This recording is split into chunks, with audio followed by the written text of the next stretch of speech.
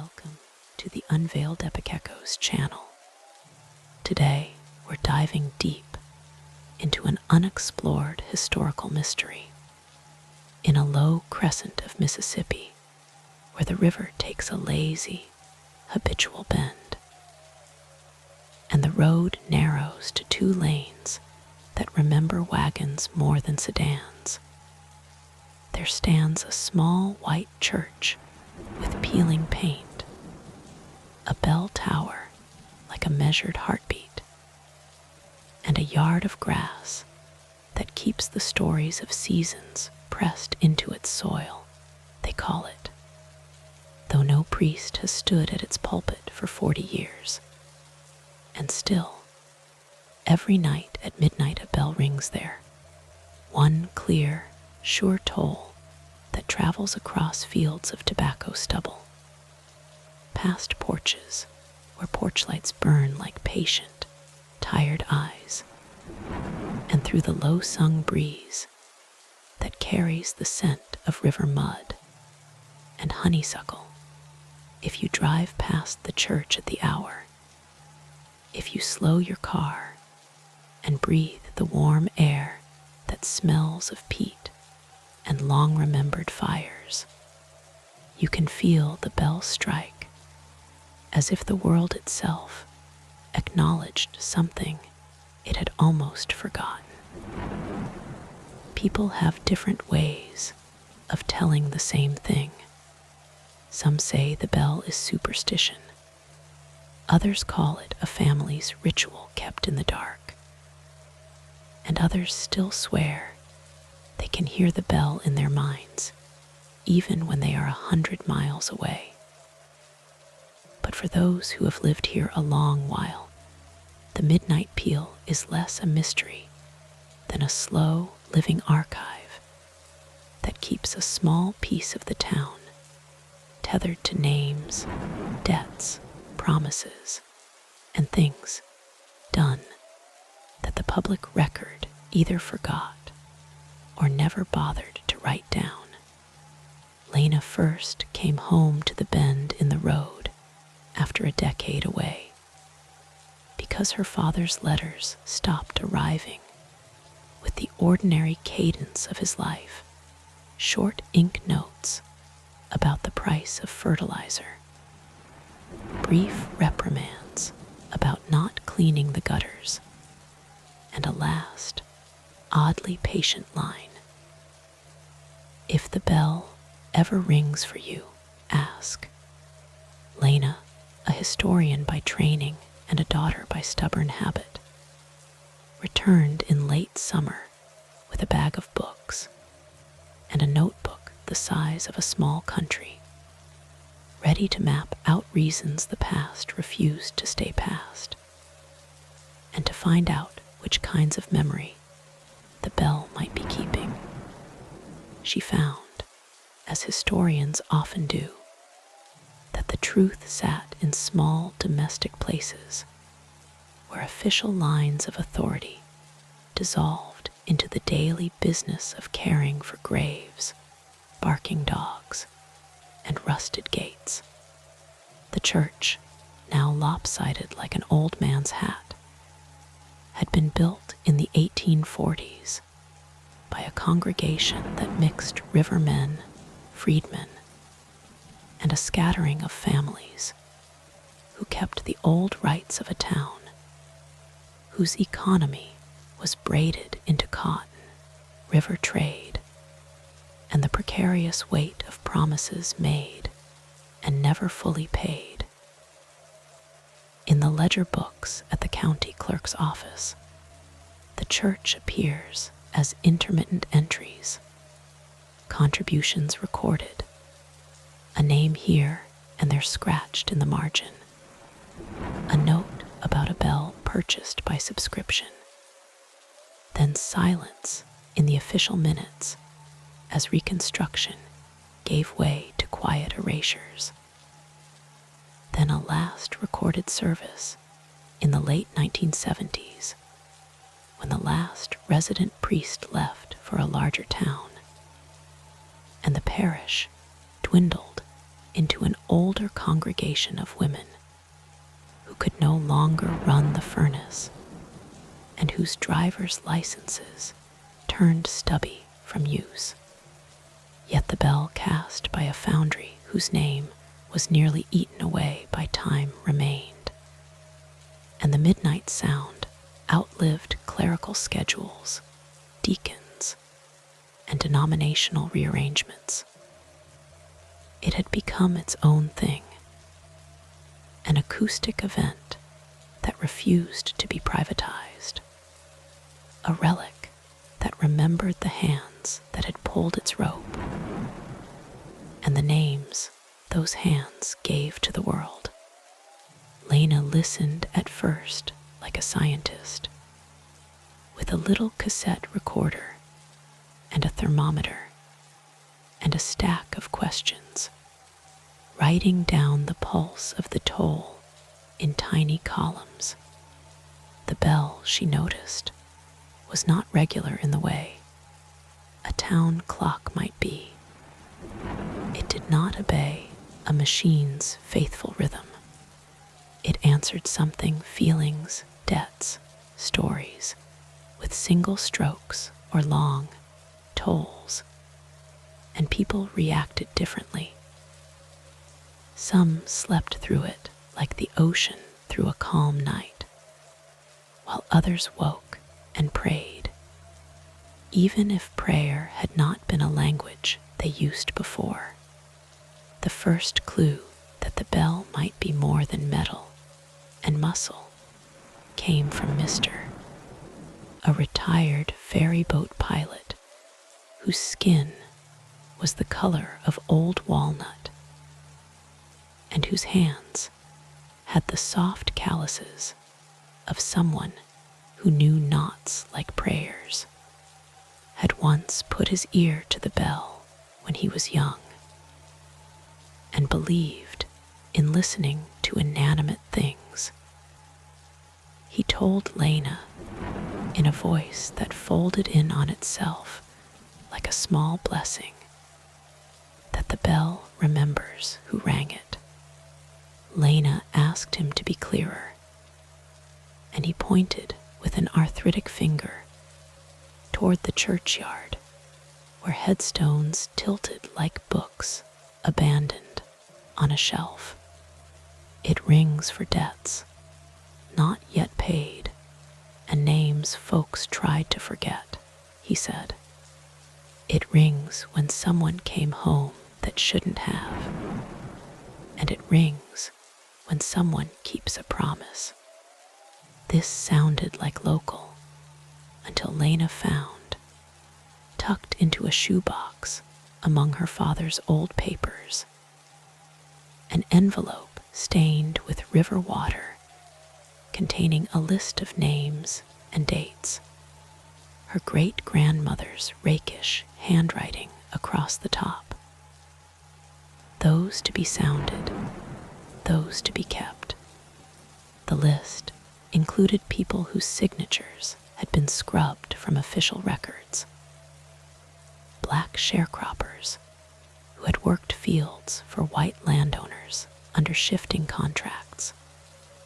A group of women from the 1920s who had formed an informal mutual aid association to bury children during a tuberculosis wave, and a Choctaw family whose allotment had been cut away by surveyors in the 19th century and never returned. Lana's father had, it seemed, been one of the keepers of that list. His letters, once plaintive, had folded into a careful insistence that memory be noticed. The presence of the list shifted the bell from charm to a kind of instrument of social conscience. It rang, sometimes once, sometimes 7 times, for names recorded on shoebox slips, for ode work, for a promise to come home for a funeral, for reparations owed in the dim ledger of family accounts. But how did a bell know when to toll?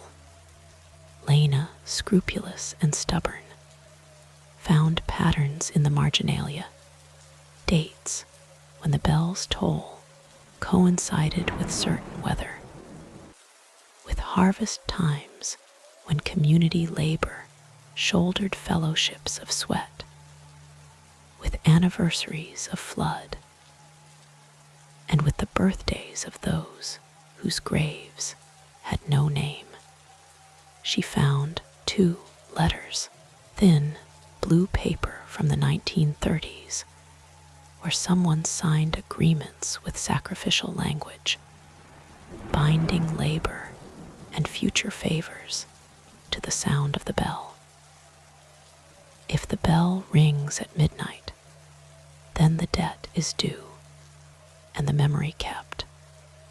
The line between ritual and contract blurred, so that to the town, the bell functioned as both sacred sound and ledger in brass. It was a mechanism of moral accounting in a place where formal courts were slow, expensive, and often biased. As Lana traced the bell's registers, talking to elders, tracing cemetery stones, reading faint ink in county clerk's pasteboard, she learned that the bell's power had roots deeper than bargains of the 19th and 20th centuries. It grew out of an older cultural soil where sound, name, and obligation braided together as ways to keep people morally accountable, even when law failed. The Choctaw elders Lana spoke with quiet, stern women and men who had long memory like rivers, told her of the practice of naming and speaking as a way to hold someone in the world. To call a name aloud was to ensure it was not lost to the winds that took away the watery edge of lake and left swamps hollowed like old teeth. Names keep us, one elder said. In Mississippi, English touched by an older tongue. Say wrong, and the land forgets. Say right, and a place knows who walked here. Lana followed this logic into the way the bell rang. A calling made physical, a sonorous affidavit that a person had been acknowledged by community and place. It was not magic, the elders insisted, but it was not magic either.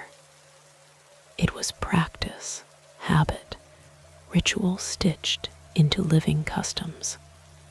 And when official institutions erased or ignored lives, the community's music, bells, songs, accumulated murmurs saved them in a different ledger.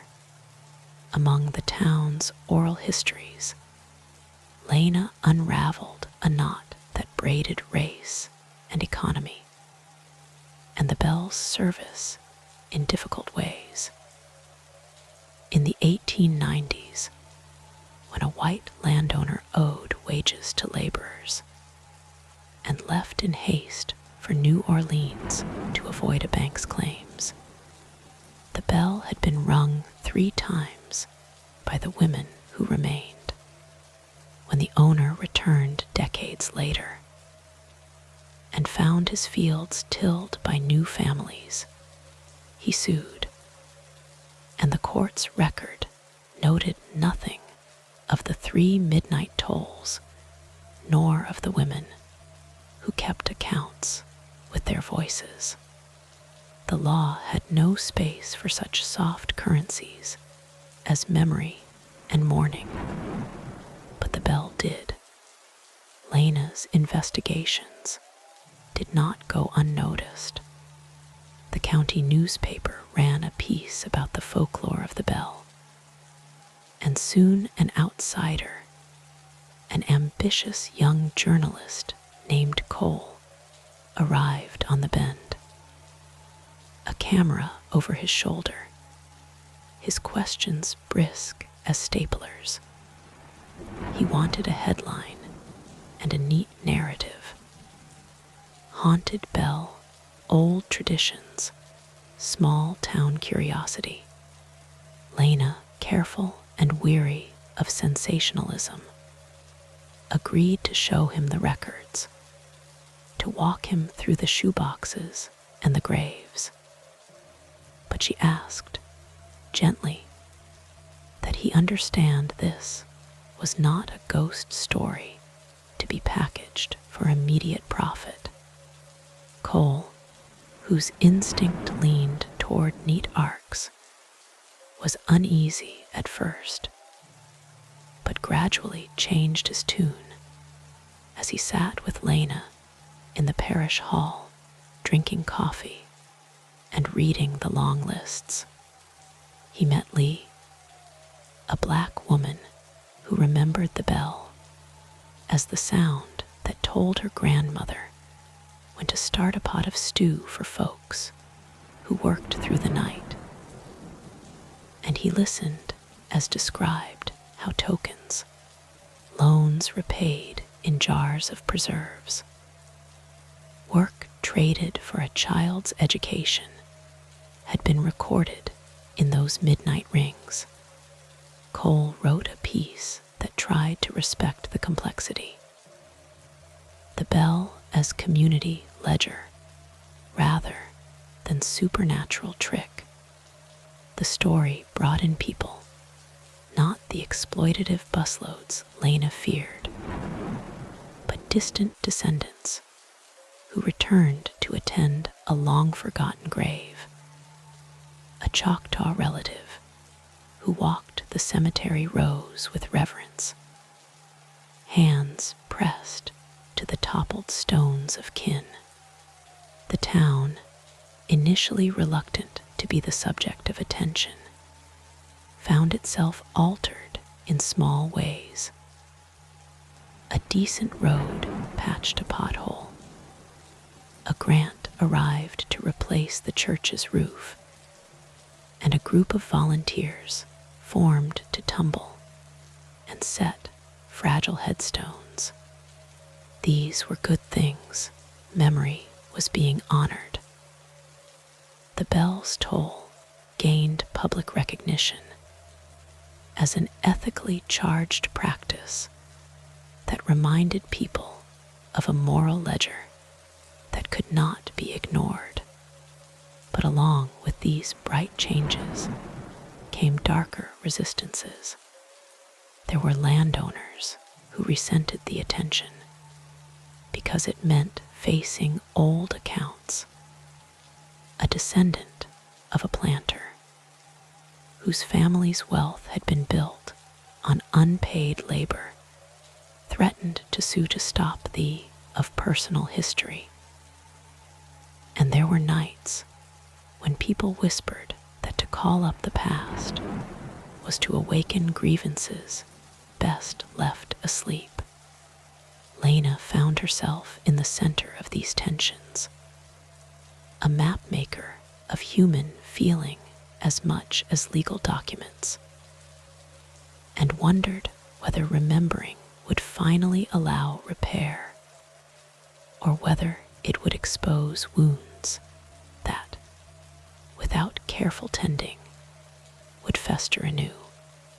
The climax of Lana's arc arrived on a wet October night when the river swelled with rainwater, and the church bell tolled so insistently that the town's dogs began to howl in chorus. The bell rang 7 long times, the number that, in the old shoebox list, marked a debt settled publicly, an accounting closed. Lana, walking the lane in a raincoat that smelled faintly of pollen and paper, followed the sound to the churchyard where neighbors had gathered under umbrellas. The air smelled of wet earth and something like forgiveness.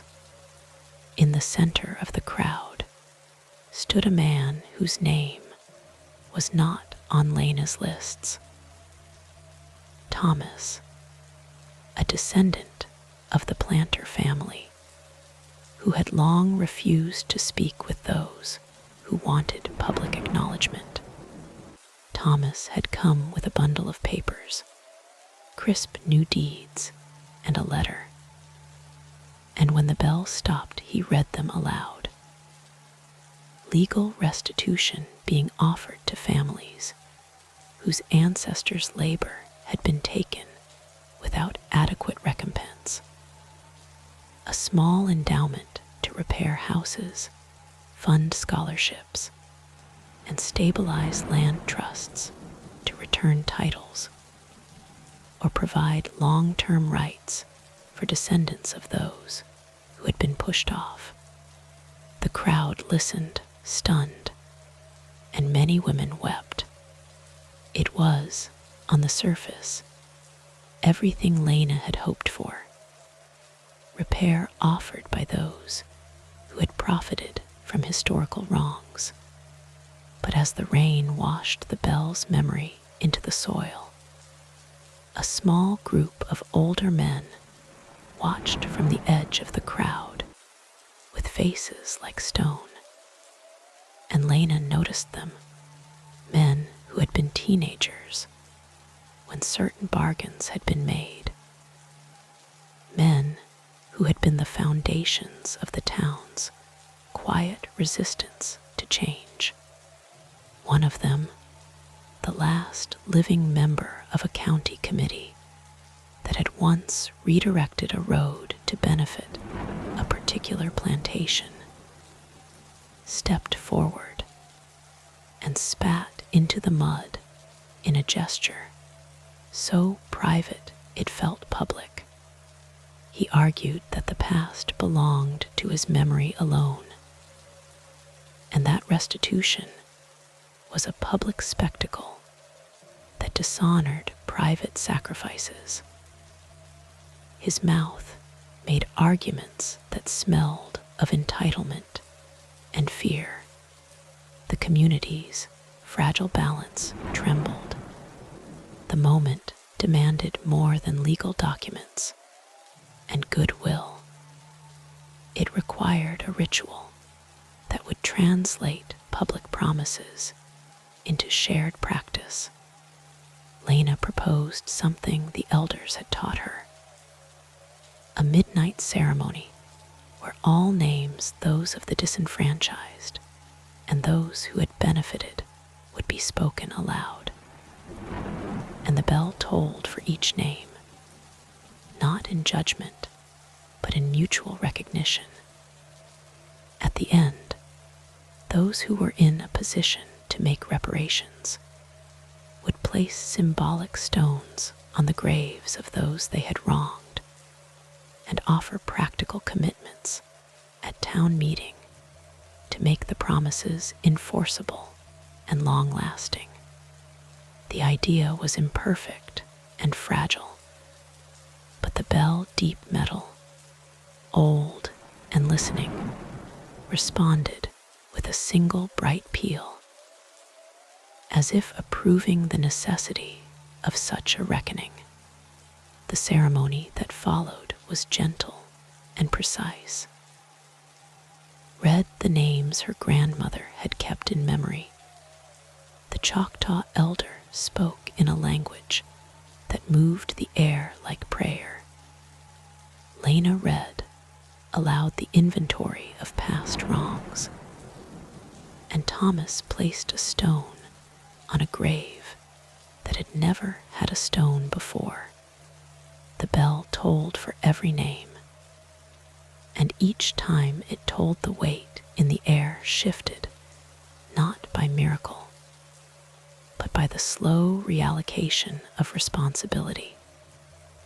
As people who had benefited in the quiet of history agreed to make tariffs, scholarships, land trusts, opportunity funds, part of the new public work of the town. The old men watched, some softened, others turned away, but the bell rang even for those who did not come. Because memory, if it is anything, is democratic in the way the breath is democratic. It moves across a public body, whether invited or not.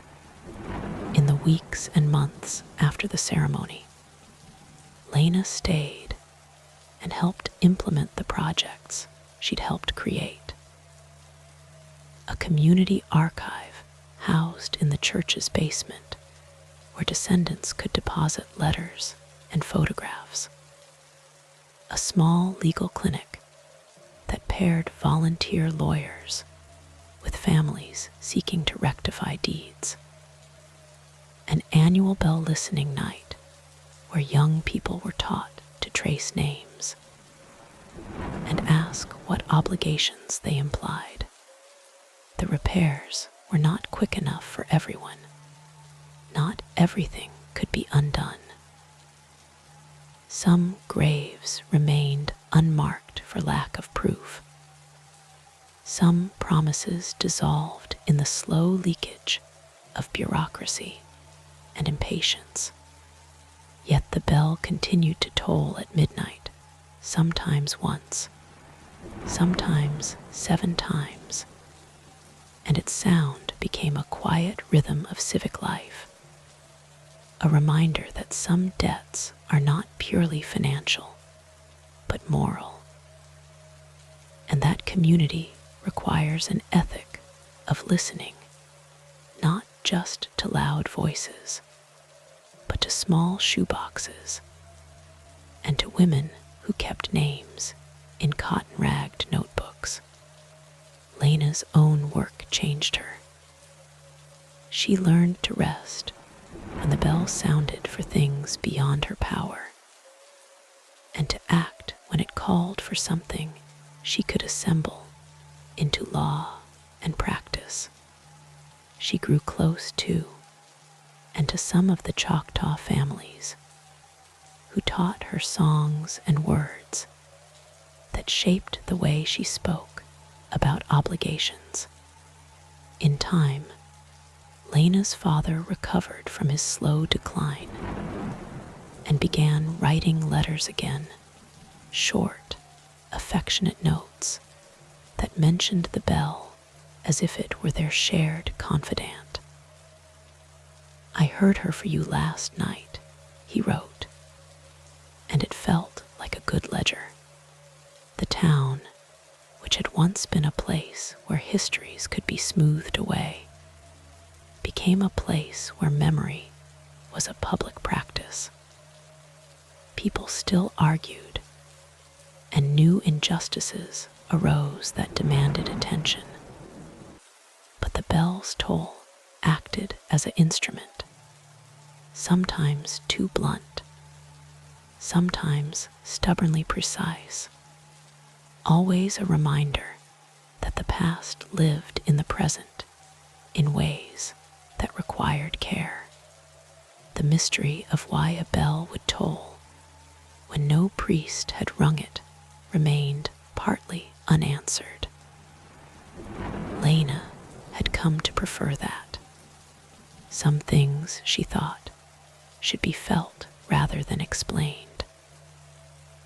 The bell was an emblem of communal accountability, an artifact of practices that were sometimes legal, sometimes ceremonial, always human. It stood for the idea that to be a community is to hold names in one's mouth and to count the consequences of history in the ledger of small acts. If on a still night you sit by the churchyard and let the bell's resonance wash across the field, you will hear more than metal. You will hear old women counting out songs.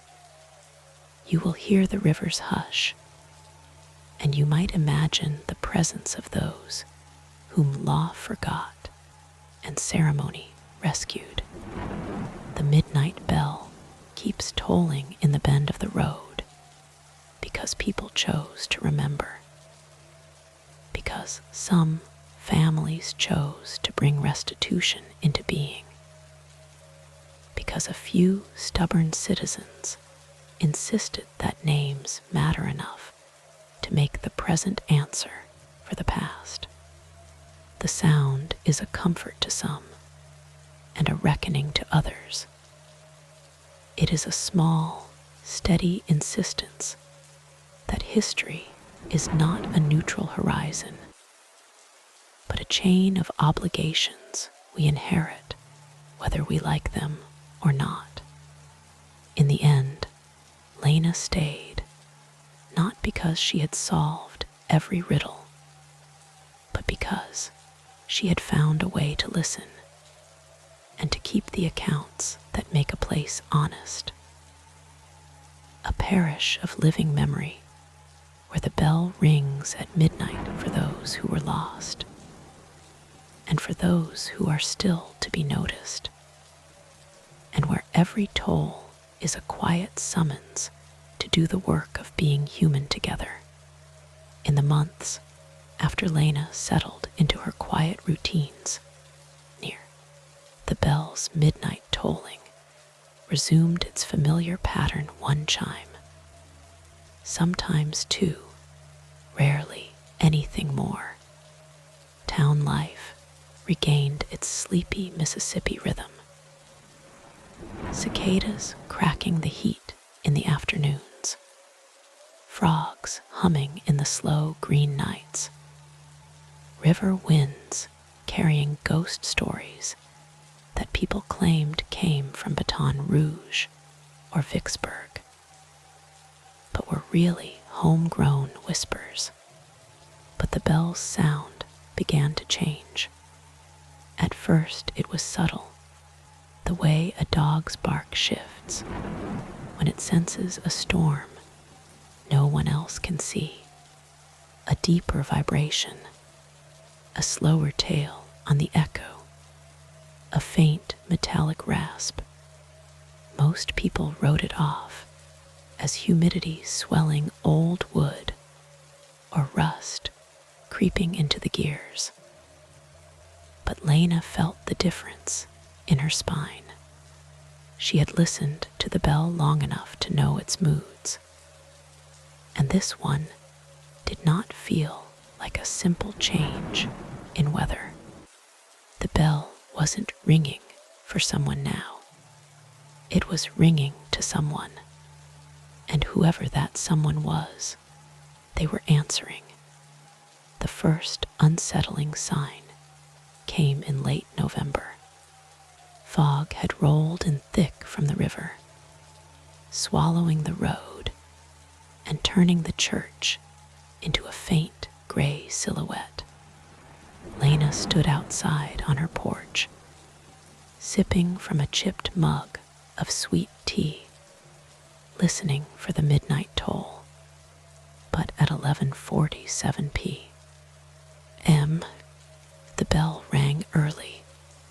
One long stroke, then a second, then a third. It kept going 4, 5, 6, until 12 total rings shook the air, each one lower, slower, more hollow than any she'd heard before. It sounded like metal struggling to breathe. When the 12th toll faded, the fog didn't settle. It moved, like something inside it was walking. The next morning, the churchyard grass was flattened in long, strange arcs, paths that did not follow any human gait. They curved in looping semicircles, as if something large, heavy, and unfamiliar had circled the building again and again. Lana did not take pictures. She didn't need proof. She needed answers. She revisited her shoebox archives, searching not for names this time, but for omissions. Family legends whispered behind hands, older than old hymns, whose verses people no longer dared to sing. One name surfaced repeatedly like a dark fish rising beneath murky water. Elias Harper, the last priest known to have served, is before the church closed, a man of quiet fury, a preacher known for long silences and longer stares, a man rumored to have practiced rites older than Methodism, older than colonial memory, rooted in Delta folklore, where spirits were as real as mosquitoes. Harper had disappeared in 1984 on Halloween night, just hours before the bell began its unbroken 40-year ritual. Lana dug deeper.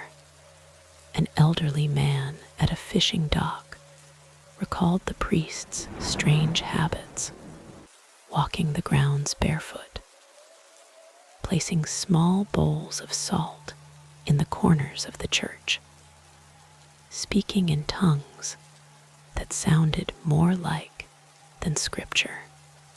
A retired teacher swore Harper used to hold quiet sermons after midnight, light inside the church flickering like flame, even though the electricity had long been cut, and an old woman, eyes clouded by age, but sharper than any knife, told Lana the truth no one else dared speak.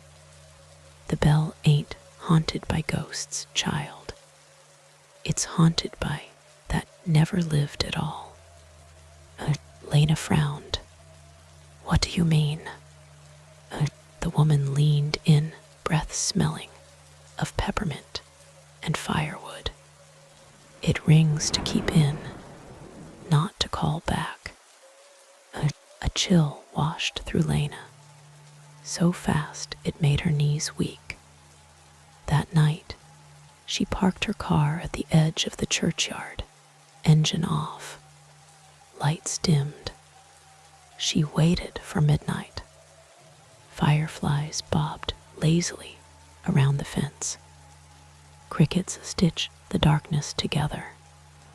Then the bell rang, but not with its usual clarity. It groaned. The sound warped, bending through the night like a metal throat, learning how to speak again. Lana felt the vibration move through her bones, deeper and harsher than ever before. Her headlights flickered. The church door slowly opened on its own. Lana's breath froze. Something walked out. Not a figure, not a ghost, not anything she could name. Its shape was wrong, too tall, too long, bending at angles that felt like they violated memory itself. It moved like someone remembering how to walk, limbs slow and uncertain, as if the bell had pulled it from a place where motion had no meaning. Its head tilted toward the sky. The fog thickened around it like a cloak. The bell rang again, one sharp, terrified-sounding toll. The creature snapped its head toward the bell tower and smiled, not with a mouth, but with its entire shape bending in joy. Lana stumbled backward, heart hammering.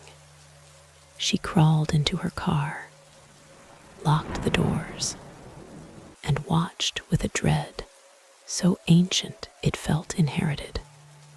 The thing reached the church wall and phased straight through it. Not entered, phased, as though its body had never belonged to a world of solid matter at all. The bell kept ringing, shrill, frantic, terrified, even though no rope moved, no gears turned, and no wind blew. The church windows shuddered. The grass trembled. The fog whirled in spirals. Lana whispered into the dark, "Elias Harper, what did you bring here?" The bell answered her with a final cracking toll. And then the lights inside the church flickered on. After 40 years without a priest, and the silhouette standing at the altar was not human, not anymore. The silhouette at the altar stood perfectly still, framed by soft yellow light that flickered like candle flame. Though no candles had been lit in 40 years, Lana's breath caught as she stared through the windshield. Rain beginning to tap faintly on the roof of her car.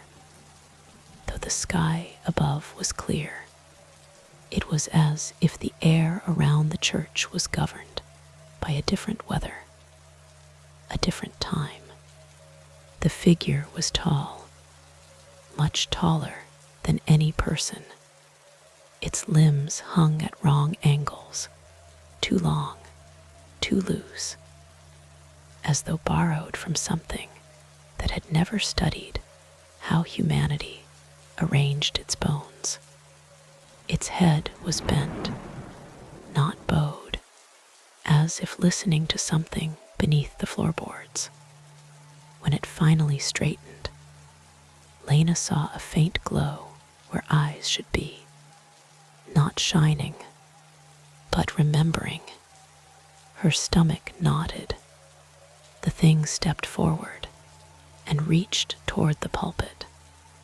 When its fingers brushed the wood, the lights flickered violently, and Lana saw, just for an instant, shadows peeling away from the walls like dried leaves, floating gently toward the creature. They curled around it, as if recognizing an old master. Then came the bell, a single, deafening, metallic scream that rattled the windows of every house within a mile. Lana clamped her hands over her ears, but the sound wasn't just heard, it was felt, vibrating through her sternum, shaking memory loose. The creature did not flinch. Instead, it lifted its head toward the bell tower, and something in its chest expanded as though answering the bell's call. Lana whispered, "Not again, not again," because now she understood. The bell wasn't warning anyone. It was calling it home. The church door swung open again, pushed by no wind. The creature moved toward it, each step slow and deliberate, leaving faint depressions on the wooden floor that lingered like footprints burned into memory. Lana shrank into the shadows of her car. Hopping the creature would not see her, but it didn't need to. It felt her, its glowing eyes, or whatever those lights were snapped toward the parking lot. Lana froze. Her heartbeat thundered so loudly, she was sure it echoed across the yard. The creature stepped into the open night, Fog curled around its legs like obedient pets. The church lights snapped off, and the bell rang one more time, softly now, almost tender. The creature began walking across the yard, not toward Lana, toward the graves. Old stones leaned under moonlight, names half gone or swallowed by moss. The creature stopped in the center of them and dug its long fingers into the earth. The ground quivered, soil shifted, a low hum began familiar, ancient, vibrating in a rhythm Lana had heard only in one place, her father's shoebox of names. The creature was tracing them, calling them, trying to wake them. Lana stumbled out of her car before she could think. "Stop," she shouted. The creature froze. Slowly, it turned its head toward her. The glow in its eyes brightened, illuminating the damp air around it. Lana backed up, but her feet tangled in the wet grass, and she fell hard, palms scraping open. The creature began to approach. Lana scrambled backward. "I know what you are," she whispered, "or I'm starting to." It tilted its head with childlike curiosity. "You're not a ghost," she continued. "Not a demon. Not a spirit of the dead. You're something older.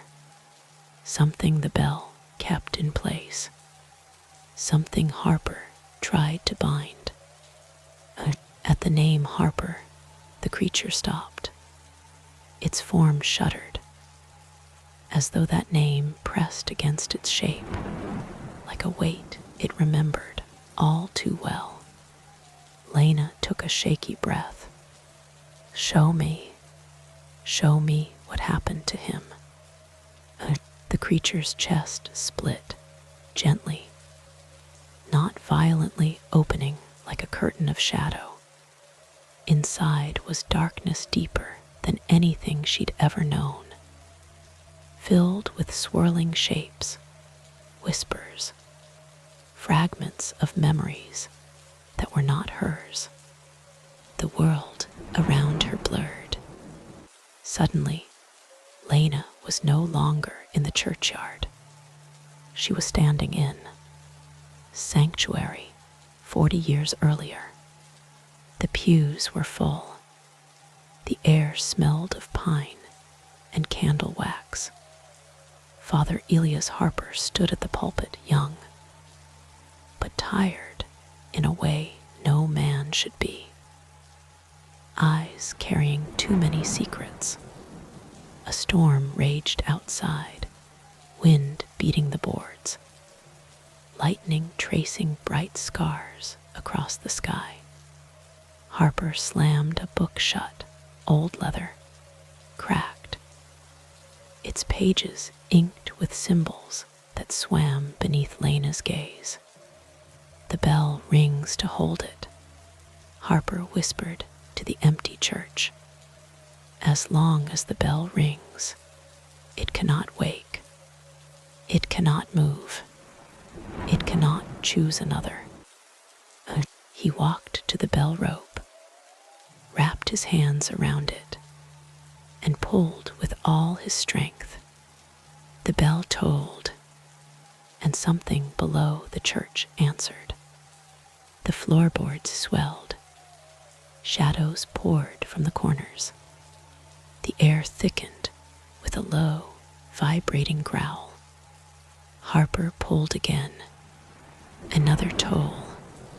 The shadows recoiled, retreating like animals driven into burrows.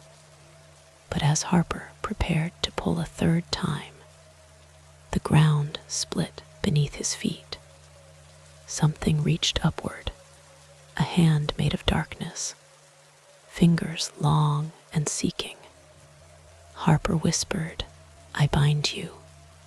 The creature grabbed him, dragged him below.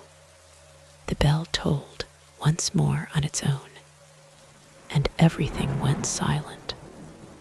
Lana gasped as she stumbled back into the present, falling to her hands and knees in the graveyard. The creature stood over her, chest closed again, as still as a condemned oak. "You killed him," Lana whispered, but the creature shook its head slowly. A soft vibration, like distant thunder, rolled through the ground. Lana's breath hitched. "He's still down there, isn't he?"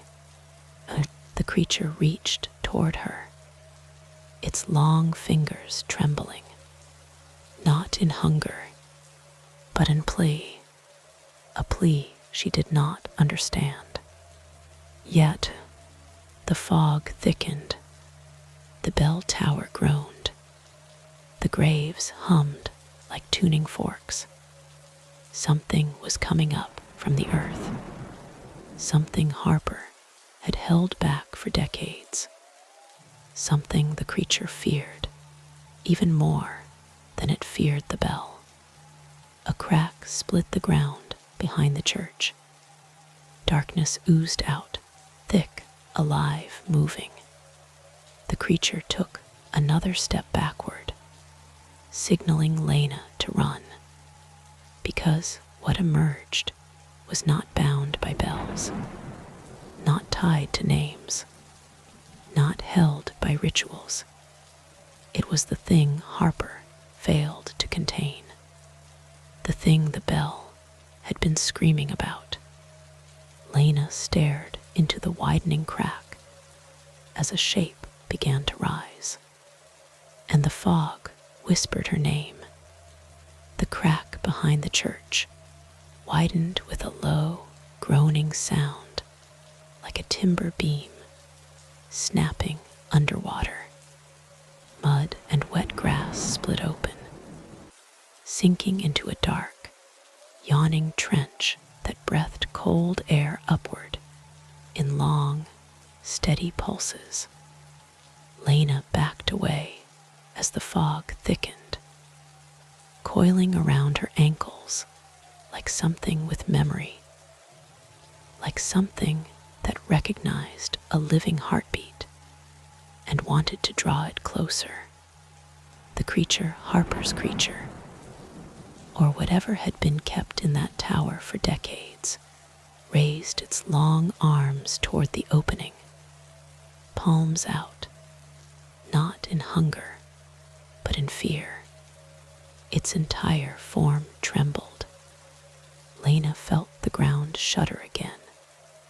The crack spread toward the church itself, slicing through the yard like a wound, carving open old flesh. And from within that darkness, another shape began to rise. Not tall, not long-limbed, not fluid like the creature in the yard. This one was compact, heavy, immense in a way that made the earth flinch beneath it.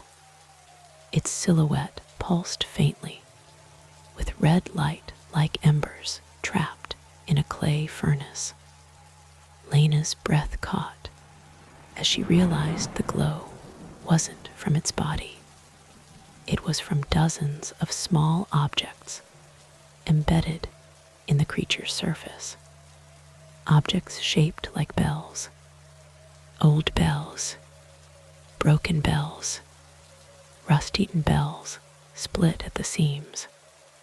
As the massive thing lifted itself from the trench, those bells rattled faintly, not with metal's clarity, but with a muffled, choking resonance, as though each one had been filled with soil and forgotten prayers. The creature in the yard lurched backward in pure terror. Its knees bent the wrong way. Its whole form collapsed inward, trying to make itself smaller under the weight of whatever was rising. And Lana, she finally understood. The creature Harper tried to bind was the guardian, or at least the first warning. But this new thing was the reason the bell never stopped ringing. The massive figure turned its head, or what passed for a head, toward the church. Its body was a mound of hardened mud, clay, iron, stone, and something else Lana couldn't name.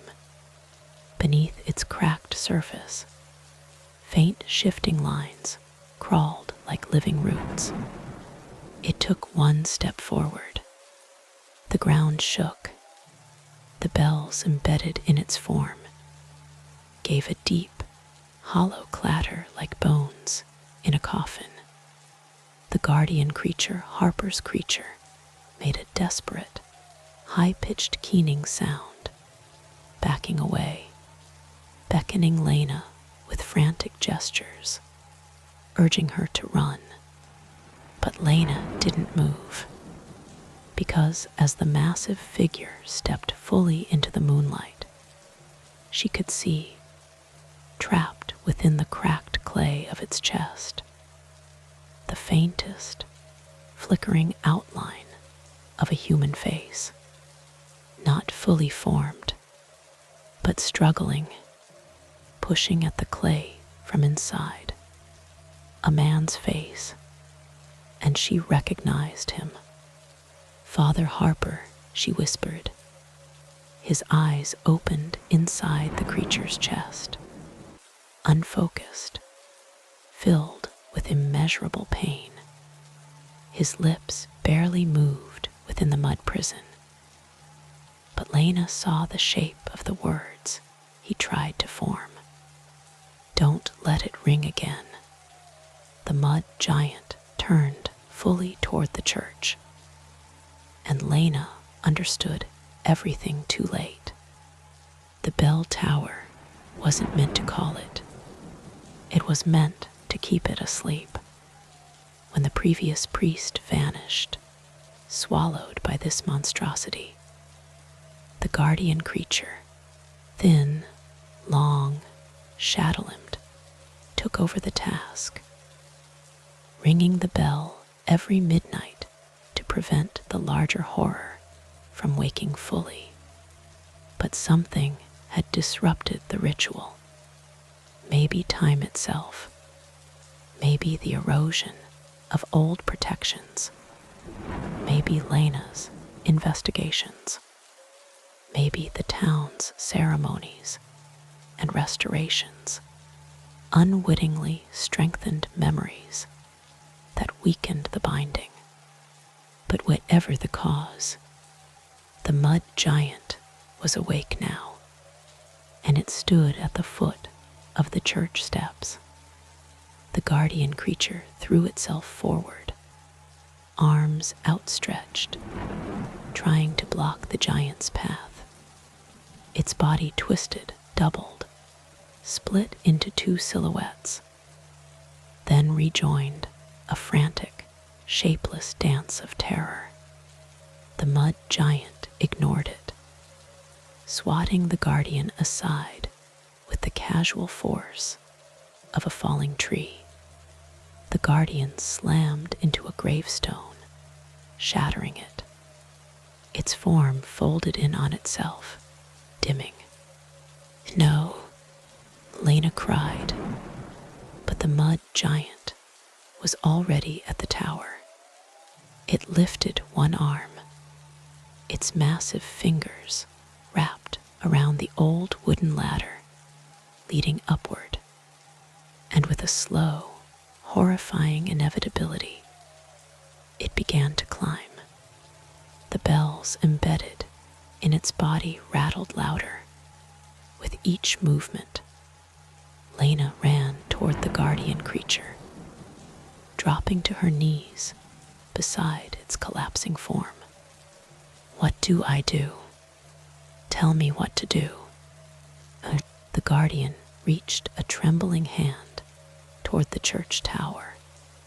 Its finger, bone-thin and shaking, pointed to the rope. Then it pointed at Lana. The meaning was clear. If the mud giant reaches the bell, the binding will break completely. If it rings the bell, the thing beneath the creature, the true entity, would awaken. Lana sprinted toward the tower, scrambling across broken earth, slipping on wet grass. The mud giant's enormous form filled the stairwell above her, its clay surface shedding small fragments that rolled down the steps like pebbles. She reached the base of the tower, grabbed the rope, and pulled with all her strength. The bell tolled. Once, the sound cracked the air. The mud giant froze mid-climb. Clay flaked from its body. The embedded bells rattled in agony, their muffled tones spiraling out like wounded birds. Inside its chest, Harper's face jerked violently, eyes wide, as if the sound stabbed through him like a blade. Lana braced herself and pulled again. The second toll shook the tower. Wood groaned. Dust fell in clouds. The guardian creature across the yard stirred, its limbs twitching in response to the renewed ritual. The mud giant's grip loosened. Its body began to slump backward. But then, from deep within the trench, from the hollow opened beneath the church, came a sound Lana had never heard before, but which her bones recognized instantly. A roar, a moan, a cry of hunger centuries old. Something deeper was answering the bell. Something older than Harper, older than the mud giant, older than the church, older than the town. Something the bell had never intended to wake. Lana dropped the rope in horror. The final echo of the bell drifted across the dark Mississippi night, and the earth shuddered. The mud giant turned its head sharply, turning away from the tower. It looked directly at the trench, trembling violently. Harper's trapped face screamed silently, trying desperately to warn her. A second shape began to rise. Bigger, deeper, shaped not from clay or bone or shadow, but from pure, living darkness. The mud giant, though immense, stepped back. The guardian creature, weak but conscious, dragged itself toward Lana, and the new entity, the one the bell was never meant to bind, opened its vast, hollow eyes.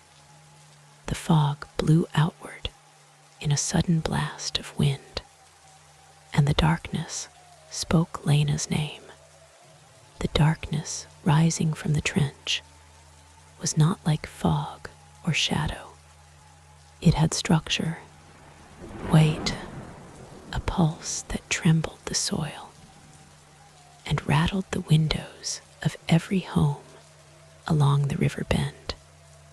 It rose slowly, as though unwinding itself from centuries of sleep, unfurling like a tapestry woven from night itself, deep blacks, bruised purples and streaks of old red that looked like dried mud or dried blood.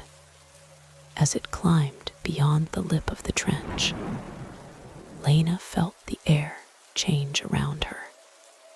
Warm one moment, icy the next, shifting with the rhythm of breath drawn by a thing that did not need lungs. The mud giant staggered backward, the bells embedded in its body, clanging violently like broken alarms. Harper's face within the giant's chest contorted, mouth open, eyes wide, silently pleading for Lana to run, to escape, to forget everything she had learned. But Lana could no longer run. Not physically, not emotionally, not spiritually. The new entity, the thing beneath the Mississippi soil, shifted into full view. Its form was enormous, yet indistinct, its edges blurring like smoke curling underwater. But in the center of that vast shape, a single hollow opened an eye, or perhaps a window, pale, round, glowing with a sickly, moon-colored light. Lana's heartbeat sputtered, because within that glowing hollow she could see moving shapes, dozens, maybe hundreds, faces trapped, as if pressed against glass from the inside. Some were clear, others blurred, others little more than impressions of sorrow.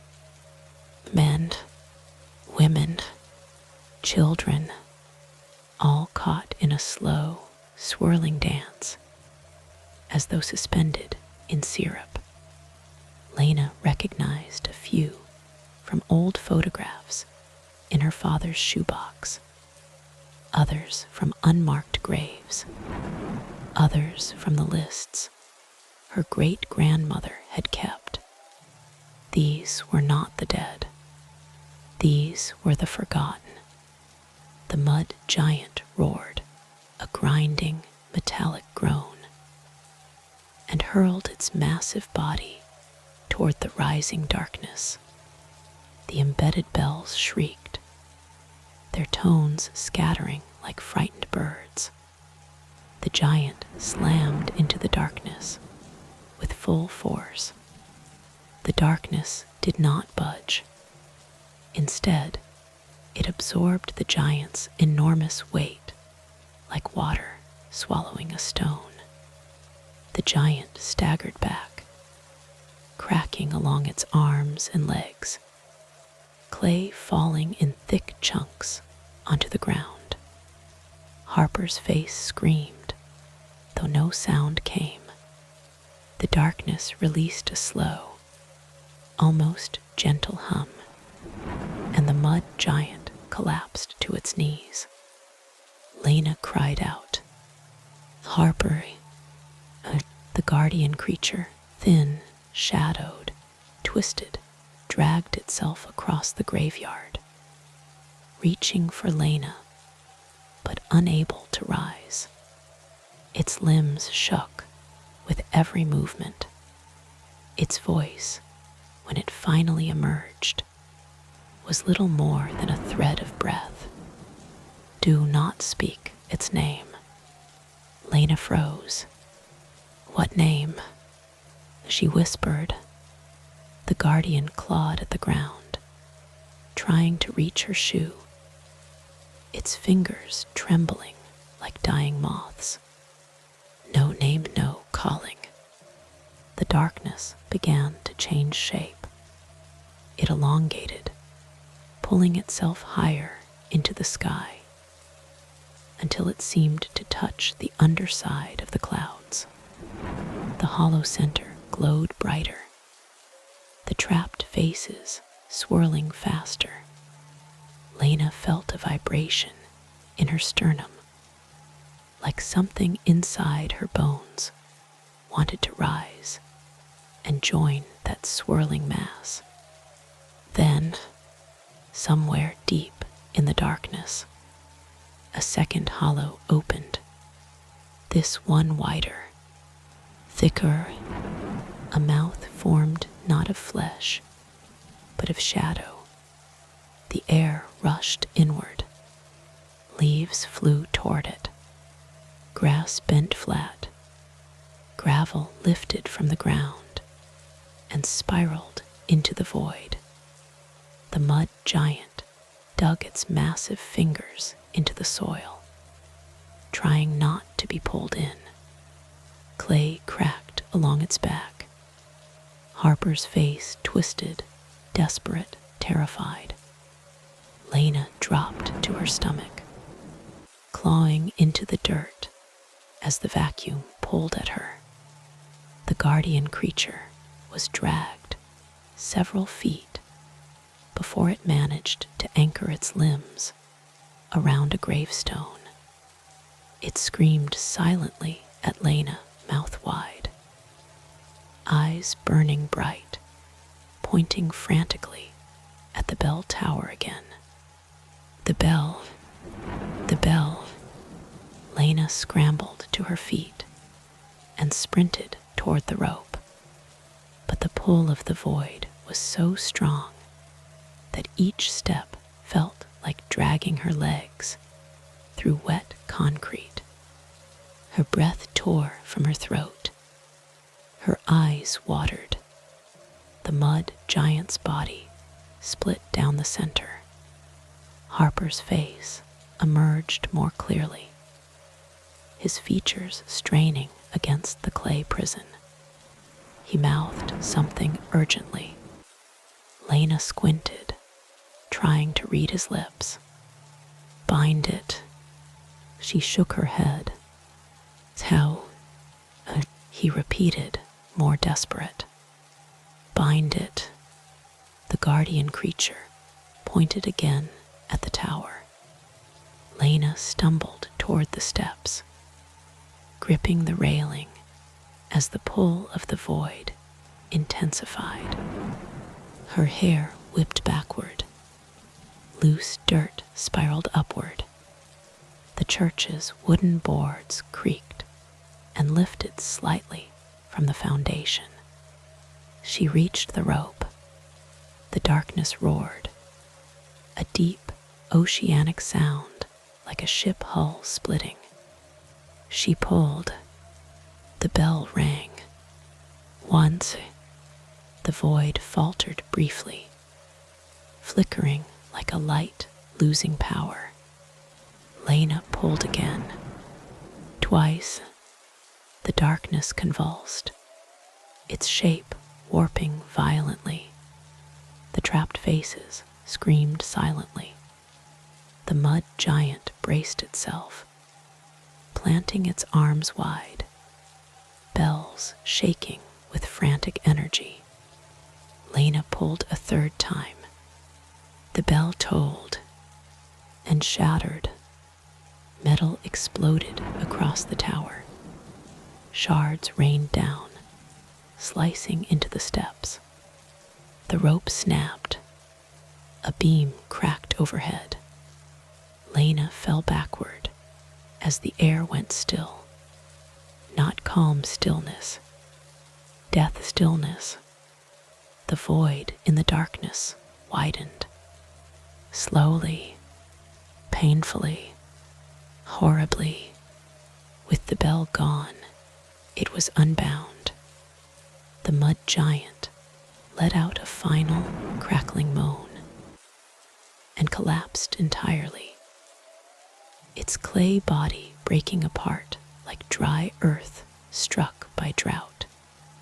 Harper's face dissolved into dust, swept upward toward the void. No, Lana screamed, reaching out, but the darkness inhaled him, as though he had always belonged to it. The guardian creature dragged itself to Lana's side, placing one trembling hand against her shoulder. Its body flickered, growing fainter by the second. "Run," it whispered, voice soft as pine needles. Lana shook her head, tears streaming. "Where?" The darkness answered for her. It stretched one long, black tendril toward her. Not fast, not striking, reaching, because now that the bell was broken, it needed a new binder, and it chose Lana.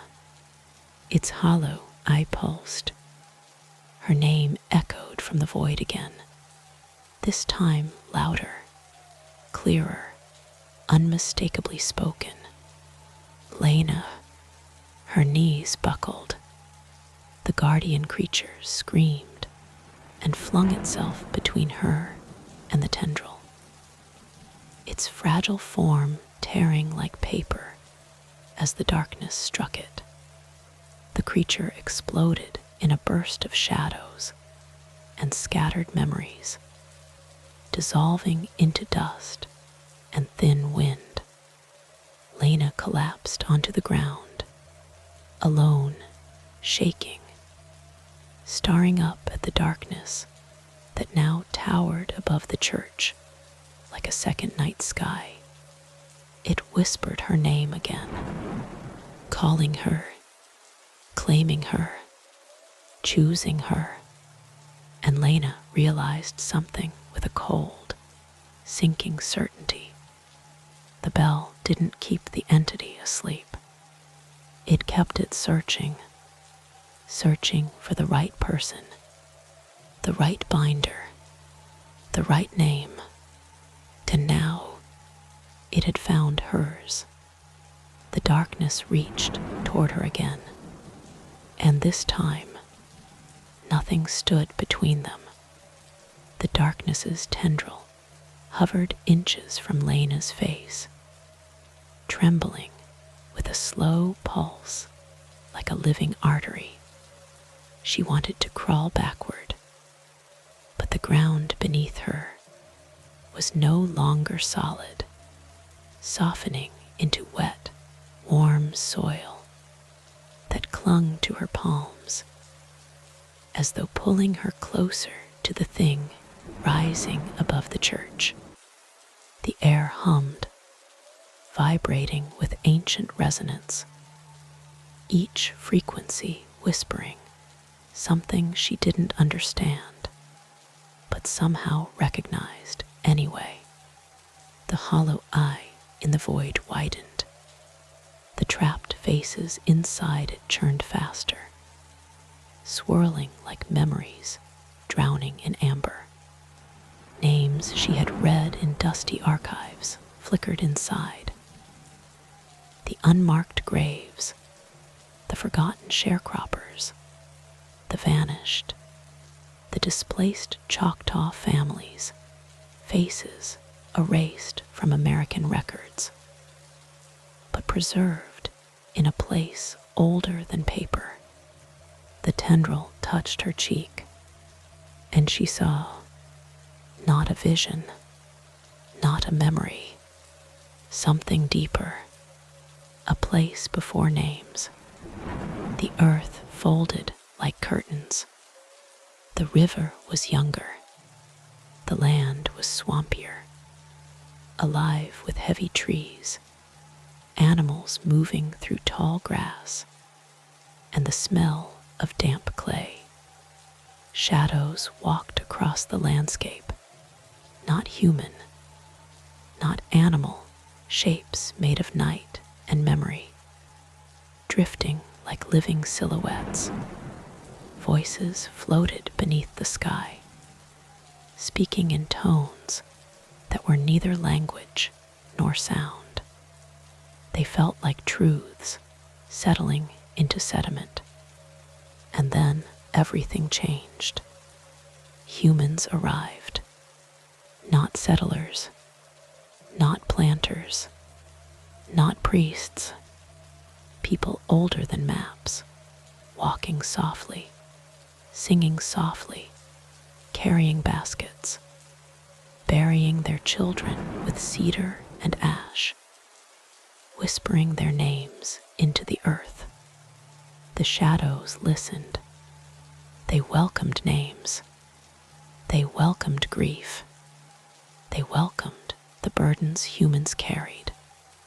But later, others came, those who broke treaties, moved borders, renamed land, took soil and left silence, graves unmarked, children lost, names stolen, and with each name forgotten, each history erased, the shadows absorbed that emptiness.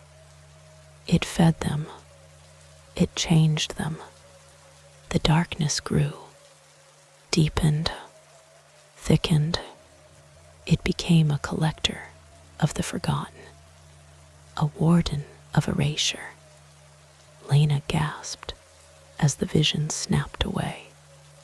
She stumbled to her knees, skin cold, heart hammering against her ribs. The darkness pulsed again. As though pleased, she understood. "Is that what you want?" She whispered. "Names, memory." The tendril stroked her cheek again, not violent, not invasive, but claiming. The ground trembled. More tendrils rose, forming spiraling arches above the church, like the ribs of an ancient beast. The hollow eye dimmed, then brightened again, focusing on Lana with eerie tenderness. It whispered her name a third time. Not a threat, a selection. The mud giant, what remained of it, shuddered, its cracked limbs scraping against the dirt. Harper's face flickered inside the fallen clay, barely conscious. His mouth moved with painful slowness. "Don't let it take you." The tendrils coiled, preparing. Lana forced herself to stand, legs shaking. "I won't be your binder," she said. "I won't be part of this." The darkness paused. Then it laughed, a soft, unsettling sound like wind passing through hollow reeds. The tendrils surged forward, wrapping gently but firmly around her arms, waist, ribs, not crushing her, not harming her, but lifting her as though hoisting an offering. She screamed. The tendrils raised her until she hung inches from the hollow eye. The swirling faces inside pressed close, men and women whose names had never been recorded, whose lives were taken by time or violence, whose memories had sunk beneath unmarked soil. Their mouths moved in eerie synchronization, whispering something she could barely make out. "Bind with us." "No," Lana choked. "I can't, I won't." The darkness pushed its voice through her. "We do not erase. We keep what the world discards. You carry the forgotten. You remember the names.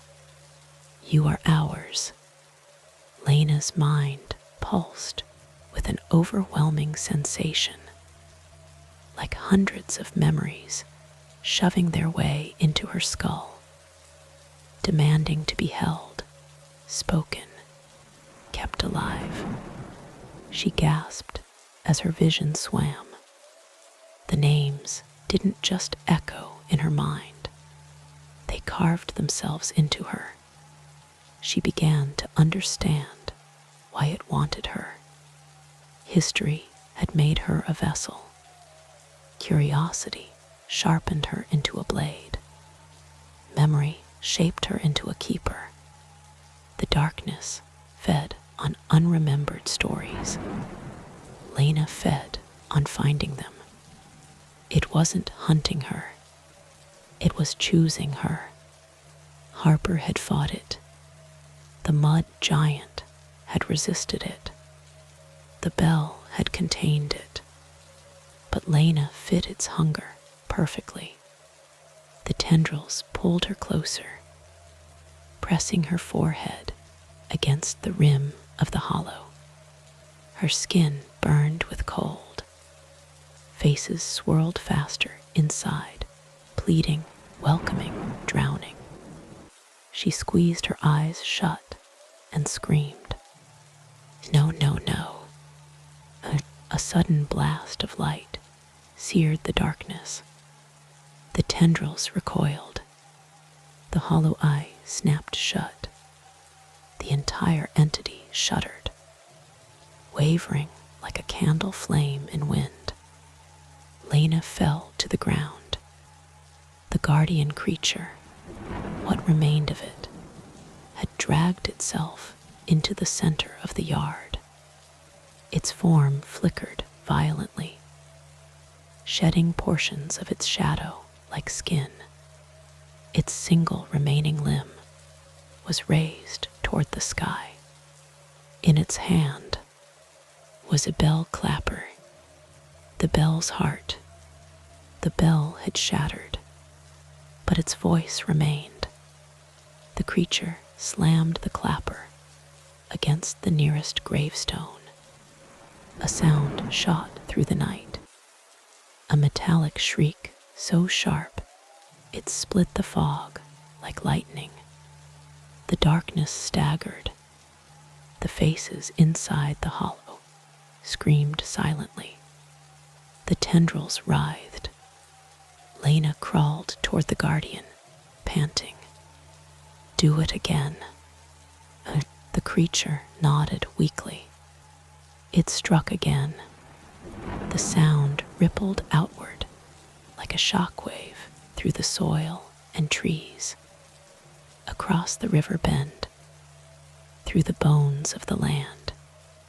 The darkness shrank, not much, but noticeably, as though the clapper forced it to remember something, or forced it to forget. The guardian raised the clapper a third time, its entire body trembling from the effort. But before it could strike, the darkness seized it. A tendril wrapped around the creature's torso and crushed it like brittle driftwood. The shadow body exploded, scattering into 1,000 tiny silhouettes that fluttered on the wind like torn pages. The clapper fell to the dirt beside Lana. The darkness turned all its attention to her. The earth split beneath her feet. The tendrils curled inward. The hollow opened wide. Lana grabbed the clapper. Her hands shook violently, the metal burning cold enough to blister her skin. But she lifted it anyway, because if the bell could bind the ancient entity, even without its body, then the voice of the bell could still choose a keeper. She pressed the clapper against her chest. Its cold moved into her bones, freezing her breath, her pulse, her memory. The darkness surged toward her, and Lana struck her own heart. The sound that erupted was not a bell toll. It was something older, something deeper, a sound like the earth remembering itself. The darkness convulsed, tendrils flailing wildly. Faces inside the hollow screamed. The mud giant disintegrated entirely. Harper's final silhouette dissolving into ash. The ground roared as cracks shot across the churchyard. Every window in the church shattered. The tower collapsed inward. The fog burst outward in a spiral of wind and soil. The darkness shrank, folding in on itself like a closing wound. Its final whisper drifted across the night, soft as a dying prayer. Lana, keep her. Then it was gone. The trench sealed. The air stilled. The night returned. Lana lay motionless, clapper still in her hands, her pulse faint but present.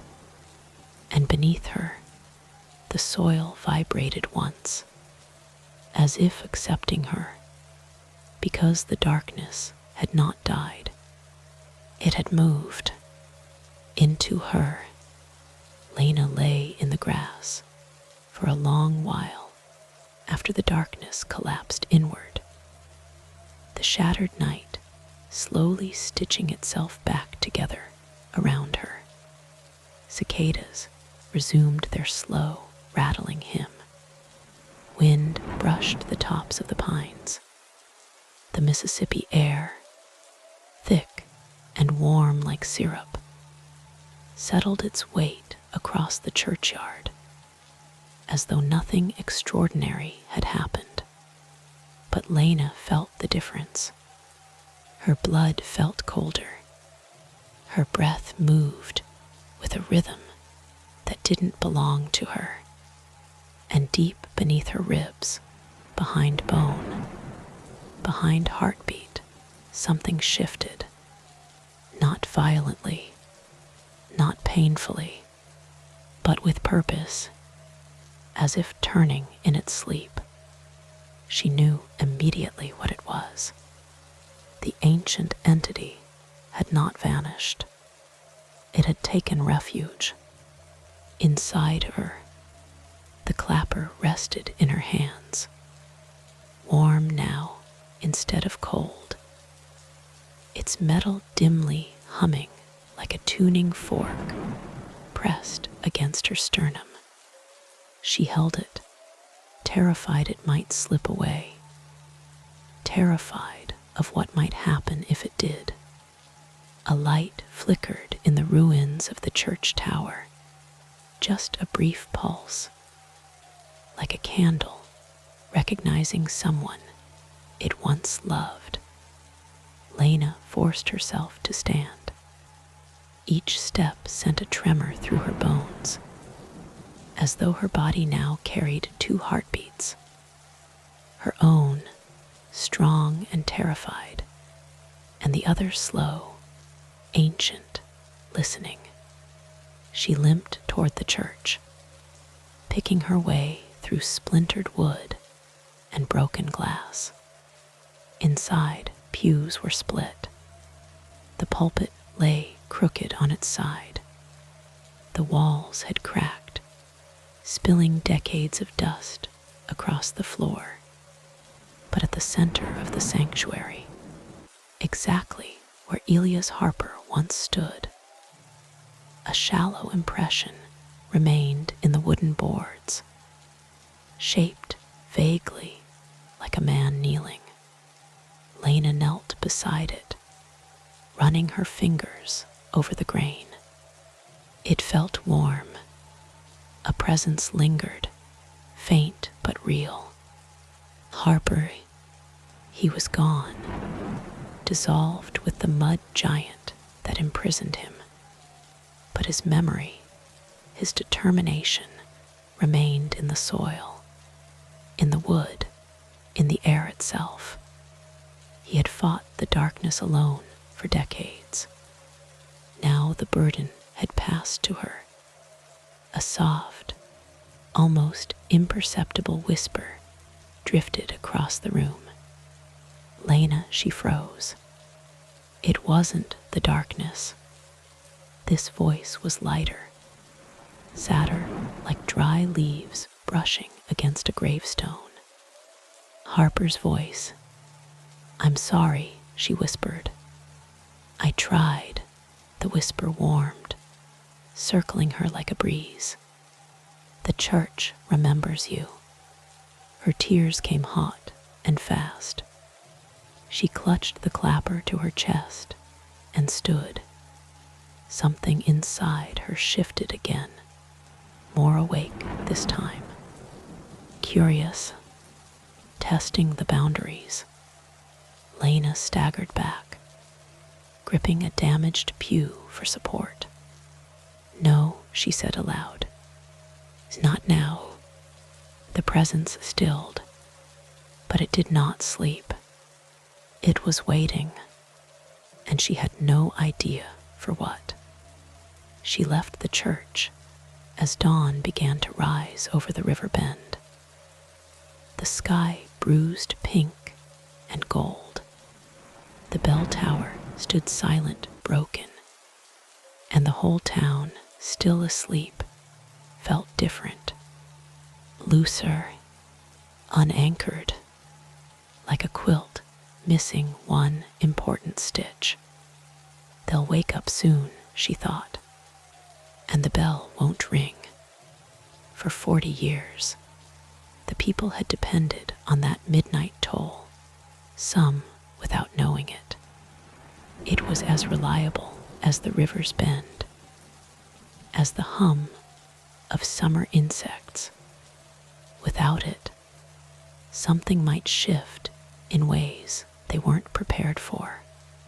She walked toward the road. As she passed the graveyard, the earth trembled faintly under her feet, not violently, not even enough to disturb the grass, just a soft acknowledgement. She realized the soil was greeting her, recognizing her, accepting her, keeper, binder. She didn't want any of this. She didn't want the entity inside her, the responsibility, the terrifying knowledge that she was now the only thing standing between quiet, everyday life and the ancient hunger that lived beneath Mississippi's forgotten histories. But she also knew she had no choice. As she approached her car, she felt a soft tug inside her chest. Not pain, not fear, a request. The entity wanted to speak. She leaned against the door, eyes closed. "What do you want?" Silence, but then a soft vibration inside the bones of her skull. Not her ears. Images flooded her vision. The river, swollen and dark. The church, sinking into the mud decades from now. A line of people, hundreds, walking toward a distant place where their names were carved in no ledger. Their histories recorded by no archive. Voices lost, stories drowned, the forgotten ones. The entity pulsed again. It did not want destruction. It wanted completion, to gather what had been lost, to bind what had been unbound, to remember what had been erased. But its methods, its hunger, they were too vast for human boundaries. "You can't take me," Lana whispered. "You can't take this whole town." The entity answered with an image. The clapper glowing bright, humming with power. A bell's heart could either protect or subjugate. The choice belonged to the keeper, to Lana, but she didn't understand how. She barely understood what she had become. She climbed into the car, turned the key and let the engine rumble alive. She had to think. She had to plan. She had to learn the rules of the thing inside her before it learned the rules of the world. As she pulled onto the road, the early morning mist curled around the church behind her. The graveyard trembled once, as though bowing to its new guardian, and somewhere deep in her, the ancient entity whispered a single, chilling word, one that felt like both a command and a prophecy. Soon, Lana gripped the steering wheel. Nothing about the Mississippi Bend had ever seemed so fragile or so alive. She drove home with the sunrise chasing her, realizing the bell had not been the town's only protection. It had been the warning. She was now the barrier, the gate, the binder, and the darkness inside her, patient, ancient, hungry, was beginning to wake. Below is the final ending moment of this horror saga, the true conclusion of the Mississippi Church, the entity within Lana, and the final fate of the town. No welcome, no outro, just the ending. In the days that followed, the town woke to the silence of a missing bell. And though most residents didn't speak of it openly, a quiet unease spread through kitchens, porches, and gas station counters. People paused in the middle of sentences, glancing toward, without knowing why. Dogs howled at midnight. Birds avoided the churchyard entirely, and Lana felt the entity pressing harder inside her, waking piece by piece like a creature, testing the strength of its cage. By the seventh night, she knew something had to break. The pressure in her chest grew unbearable. A slow ache, like a bruise forming beneath her ribs, deepening into heat.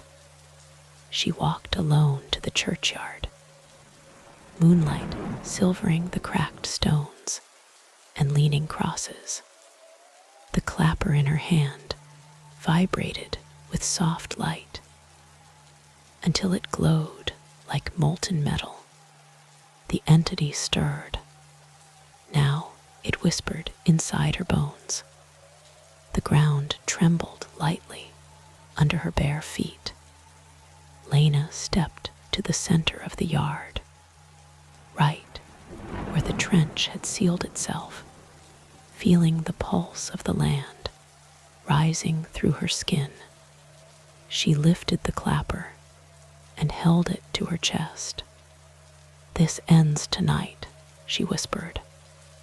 The entity responded with a low hum, a warm, unsettling resonance that spilled into her thoughts like liquid shadow.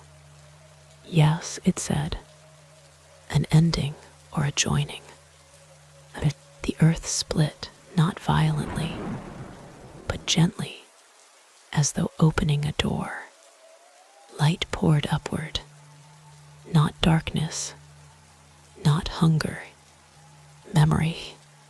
The swirling faces of the forgotten rose like lanterns through water, drifting toward Lana, not to devour her, but to surround her.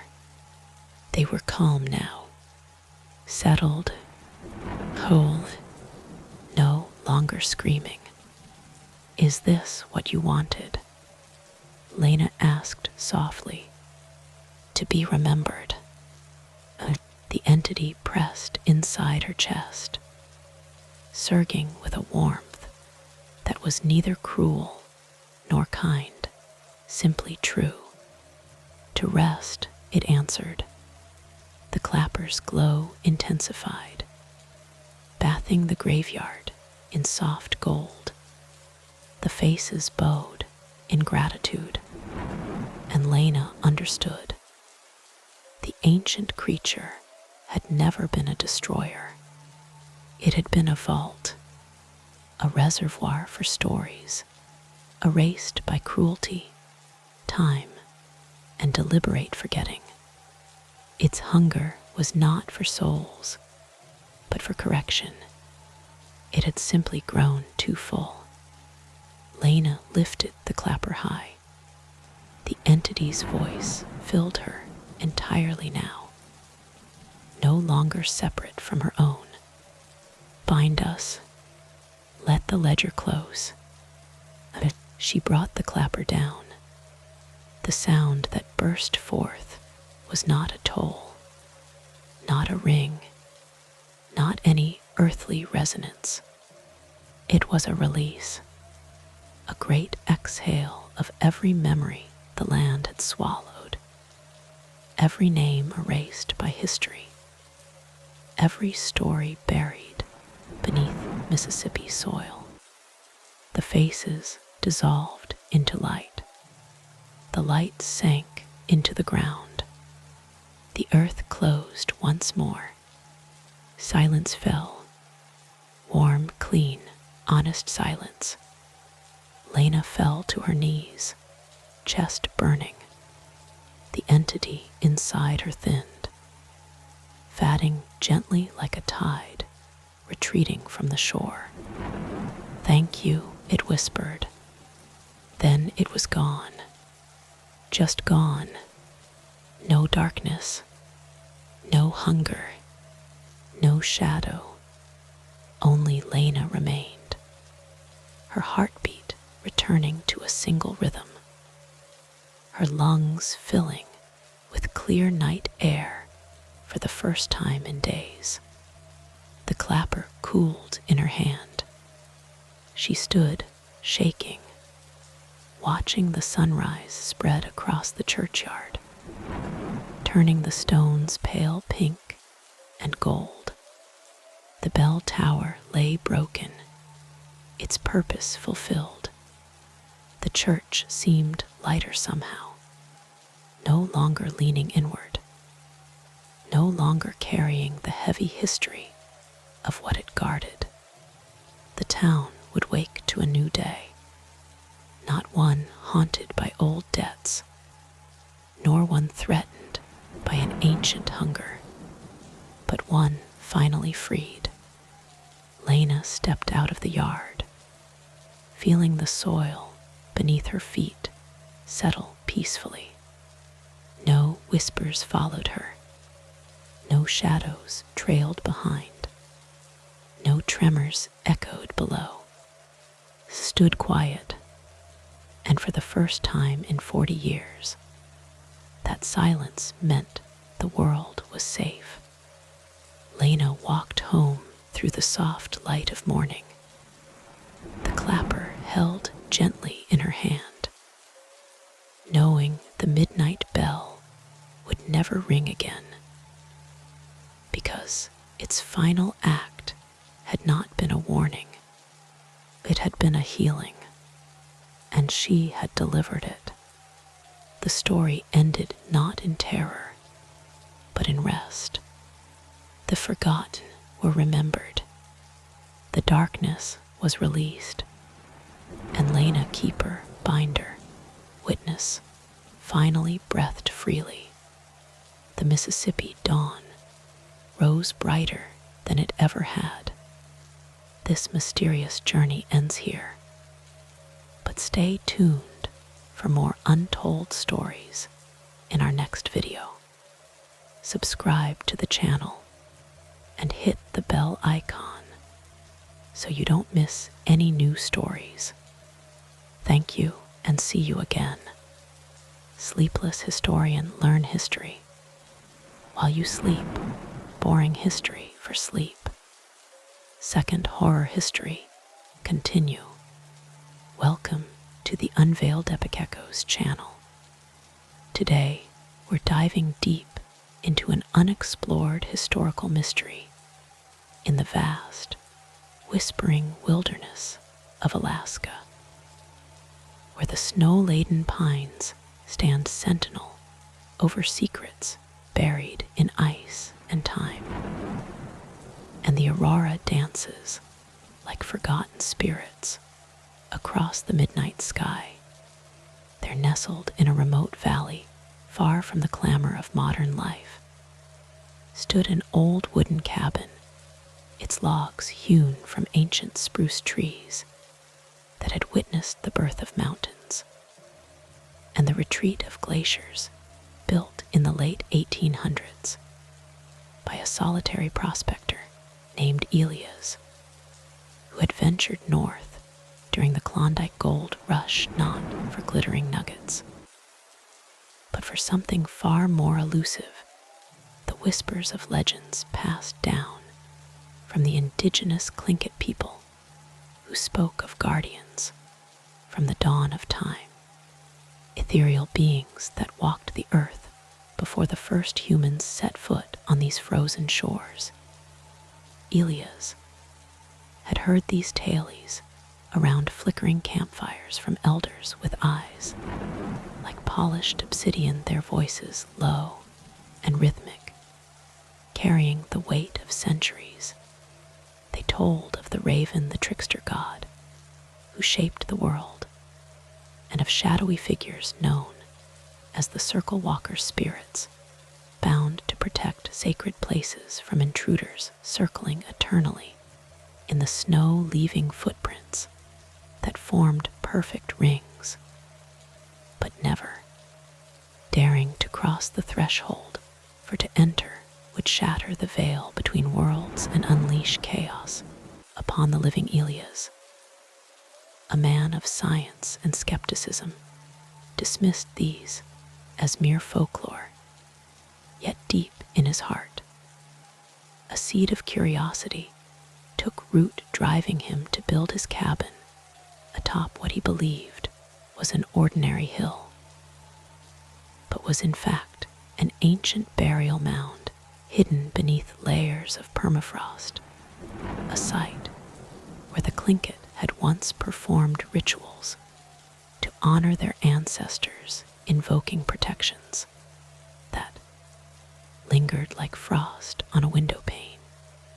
He arrived in the dead of winter, his sled pulled by a team of hardy Malamutes, their breaths puffing like clouds in the biting air. The temperature plummeted to 40 below, and the sun barely crested the horizon, casting long blue shadows over the untouched snow. Elias worked tirelessly, his calloused hands swinging the axe with determination, felling trees and stacking logs, until the cabin rose modest and sturdy, a single room with a stone hearth, a narrow bed, and a small window facing north toward the endless tundra. He stocked it with provisions, dried meats, pelts for warmth, and a journal where he planned to record his findings, for he was no ordinary prospector, but a historian in disguise, seeking evidence of lost civilizations that predated even the native tribes, remnants, perhaps, of a forgotten migration across the Bering Land Bridge, or artifacts from mythical wanderers who traversed the ice ages. As the first night fell, Elias lit a fire, the flames crackling softly, sending sparks up the chimney like tiny stars. He sat by the window sipping hot tea from a tin mug and gazed out into the darkness. The wind howled a lullaby through the eaves, and the snow fell in gentle veils, blanketing the world in silence. It was then, in the hush of midnight, that he first noticed them footprints emerging from the tree line. As if conjured by the moon's pale glow, they traced a deliberate path around the cabin, circling once, twice, thrice, forming an impeccable loop in the fresh powder, yet stopping just short of the door, never venturing closer than a few feet from the walls. Elias rubbed his eyes, attributing it to fatigue, or perhaps the tracks of a curious wolf. But the next morning, under the weak winter sun, he examined them closely. The prints were humanoid, broad and barefoot, impossibly. So in such lethal cold, with no sign of entry or exit, they simply appeared and encircled, vanishing back into the forest. As mysteriously as they came, intrigued, Elias began to document them in his journal, sketching the patterns, noting how they always formed at night regardless of whether blizzard raged or stars shone clear, and how they never overlapped or deviated, always a perfect vigilant ring. As weeks turned to months, Elias delved deeper into the local lore, trading with passing trappers for scraps of knowledge. One such visitor, a grizzled old-timer named Harlan, with a beard like tangled roots, shared a tale over shared whiskey of a Tlingit shaman who centuries ago had sealed a powerful artifact within the earth, a crystal of star-fallen ice said to hold the essence of the first light, the dawn that birthed the world. This relic was guarded by the circle walkers, souls of ancient warriors who had sacrificed themselves in a ritual under the northern lights, their spirits doomed to patrol, eternally preventing any from claiming the power within, lest it upset the balance of nature and summon eternal winter. Harlan's voice dropped to a whisper as he warned Elias that those who ignored the signs, those who tried to enter the mound's heart, met fates worse than death, vanishing into the snow, or driven mad by visions of forgotten eras. Elias laughed it off at first, but the footprints persisted night after night, a silent sentinel that began to weave into his dreams. In those visions, he saw glimpses of ancient times, vast herds of mammoths thundering across icy plains, nomads clad in furs, crafting tools from bone and stone, and ceremonies where drums echoed like heartbeats under swirling auroras, invoking protections against the encroaching dark. He awoke each morning with a growing sense of purpose, deciding to unearth the truth beneath his cabin floorboards carefully. He began to dig first with a shovel, then with his hands the frozen earth, yielding reluctantly to reveal layers of history, arrowheads of obsidian, beads of carved ivory, and fragments of pottery etched with symbols that resembled the constellations. As he descended deeper, the air grew strangely warm, humming with an unseen energy, and the footprints outside intensified, circling faster, leaving deeper impressions. As if the guardians grew restless one fateful evening, as the sun dipped below the horizon, painting the sky in hues of lavender and gold, Elias struck something solid, a chamber carved from the permafrost, its walls inscribed with petroglyphs depicting the ravens stealing the sun and warriors transforming into ethereal forms. At the center lay the crystal, a fist-sized gem pulsing with inner light like captured aurora, its facets reflecting scenes of bygone era's battles against invading forces from distant lands, perhaps Vikings, who sailed too far north, or lost explorers from Asia's ancient empires drawn by the promise of untold riches. Elias reached out his fingers, trembling the air around him, thickening with anticipation. But as he touched it, a low rumble shook the cabin, the ground trembling like a waking giant. Outside, the footprints swirling in frenzy, yet still never entering, as if bound by an unbreakable vow. Visions flooded his mind, revealing the hidden truth. The circle walkers were not mere spirits, but echoes of real people, guardians from a lost civilization that flourished in Alaska ago. Before the ice receded, a people who harnessed geothermal energies and celestial knowledge, building hidden outposts to safeguard their wisdom from cataclysms that reshaped the earth. They had foreseen the gold rush, the influx of outsiders, and embedded warnings in the land itself. The footprints, a manifestation of their ancient magic, a barrier, powered crystal to deter the unworthy. Elias realized with a jolt that he was not the intruder, but the chosen one, his lineage traced back through forgotten bloodlines to those very guardians, a descendant unknowingly called home by the whispers of the wind. But as the power surged through him, a twist unraveled. The crystal was not a protector, but a prison holding a malevolent force, an ancient entity, tricked and bound by the shaman's eons ago, a being of endless hunger that fed on curiosity, luring seekers like Elias to release it. The footprints were not guards, but pleased desperate attempts by the trapped souls to warn away the living, never to enter the circle's heart.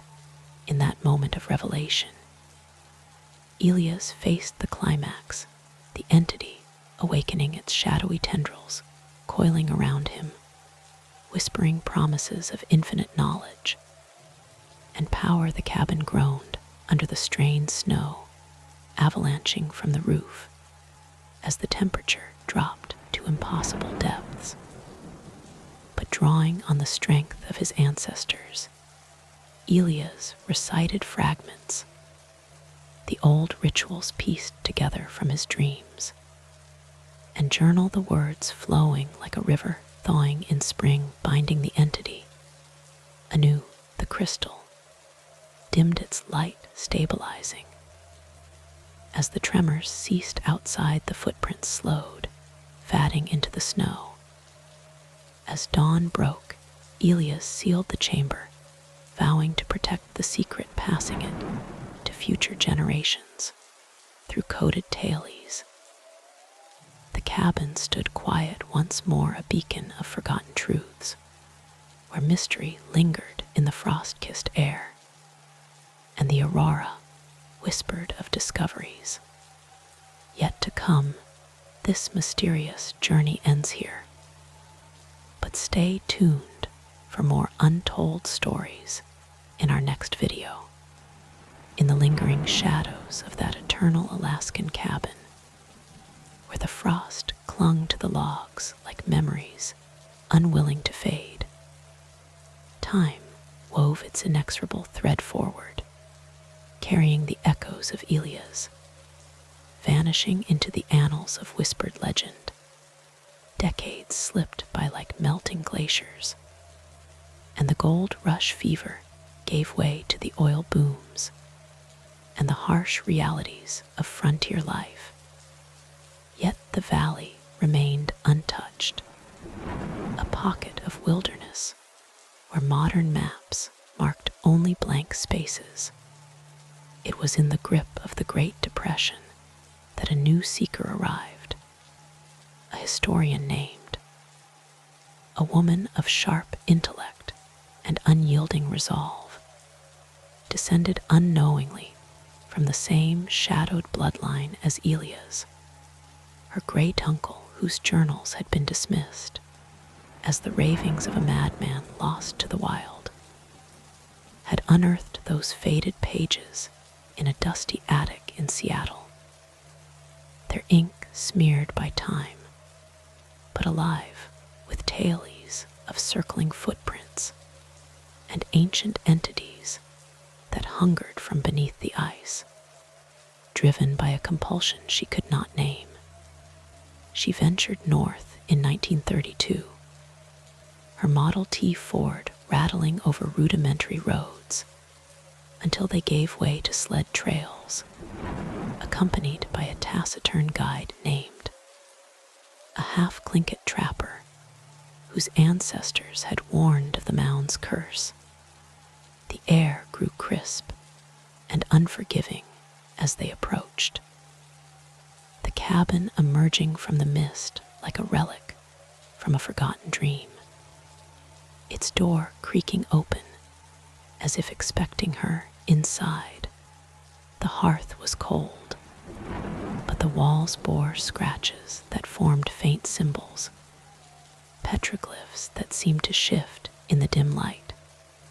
His heart quickened as she discovered Elia's final entry, a cryptic map etched into the floorboards leading deeper into the permafrost.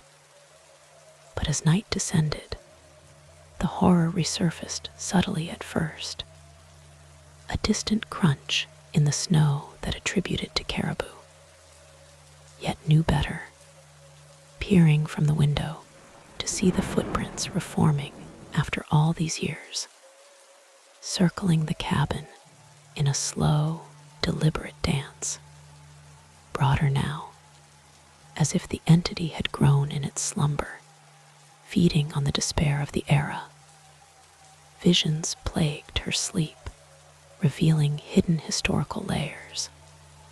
The entity not a singular force, but a legion, remnants of a cataclysmic event, when the younger Dryas comet impact had shattered the Ice Age world, awakening primordial beings that possessed the minds of early humans, driving them to ritualistic madness, circling their own villages until they turned on one another in frenzied sacrifices and delved into the chamber below, the air thick with the scent of ancient earth, where the shattered crystal's shards lay scattered, pulsing faintly like dying embers. But as she pieced them together, a twist emerged. The entity had not been destroyed, but fragmented, its essence splintering into echoes that infested the land, manifesting as the Dust Bowl storms far south, or the unexplained vanishings in the Yukon historical anomalies brushed off as natural disasters, but rooted in this very source. Tension built as the footprints quickened, the cabin shuddering with unseen blows, reciting old Tlingit incantations that momentarily stilled the assault. Yet the entity whispered too of forgotten truths, how it had influenced the Russian fur trade massacres, circling ships in the fog to sow paranoia among crews, leading to mutinies that history recorded as mere greed. In the climax's grip, as blizzards howled and shadows coalesced into hulking forms outside, realized the bloodline's curse, each descendant a vessel to reassemble the crystal, amplifying the horror. She confronted the Legion in a ritual of fire and chant, melting the shards in the hearth's blaze, the flames roaring with spectral screams as the entities dissolved, the footprints erasing in a whirlwind of snow, in the quiet aftermath, sealed the site with modern wards. Concrete poured over the chamber, but whispers lingered, hinting that fragments had escaped, burrowing into the earth to await the next era's curious souls. She departed the valley, her journal adding to the legacy. A testament to the horror's history conceals beneath its frozen facade, where footprints may yet circle anew in the dead of night, guarding or luring in eternal vigil as the echoes of its departure faded into the thawing Alaskan spring of 1933. The cabin stood sentinel once more, its logs weathered by blizzards and secrets alike. The concrete seal over the chamber, a modern bandage on an ancient wound that pulsed faintly beneath the earth. Yet history has a way of unraveling its own stitches, and by the outbreak of World War II, whispers of the valley's curse reached the ears of opportunistic souls drawn north by the promise of untapped resources. Enter Dr. Harlan, a geologist conscripted by the U.S. military in 1942 to survey remote terrains for strategic minerals. His team, a ragtag assembly of engineers and soldiers, hardened by the Pacific Theater's horrors, but none prepared for the primordial dread that awaited in that forsaken hollow, had stumbled upon his journal in an Anchorage archive, dismissed as folklore amid wartime urgency. Yet its descriptions of geothermal anomalies beneath the mound intrigued him, hinting at radium deposits, or perhaps something more exotic, a hidden energy source that could tip the scales against the Axis powers. They arrived under the perpetual daylight of summer solstice, the sun, a relentless eye refusing to blink. The cabin's door warped, but intact. Inside, the air hung heavy with dust motes dancing in slanted beams, and as they upped the floorboards, the concrete cracked like eggshell under their picks, revealing the chamber where faint crystalline residues glittered like forgotten stars. But as dusk finally crept in with the season's shift, the footprints returned, not in snow, but etched into the softening mud, circling the cabin with a sluggish menace, broader still, as if the entity had absorbed the era's global carnage, feeding on the fear of bombed cities and shadowed trenches. Dreams twisted into visions of hidden wartime atrocities, revelations of how the entity had stirred during the Great War, circling no man's land foxholes to whisper madness into soldiers' ears, driving desertions that history blamed on shell shock, but were in truth possessions by fragmented echoes escaping their prison. One engineer, a young man named with eyes haunted by Guadalcanal, vanished on the second night, his screams echoing from the tree line. Body found the next dawn frozen, rigid despite the mild air. Footprints encircling him in a perfect ring that led back to the cabin without entry.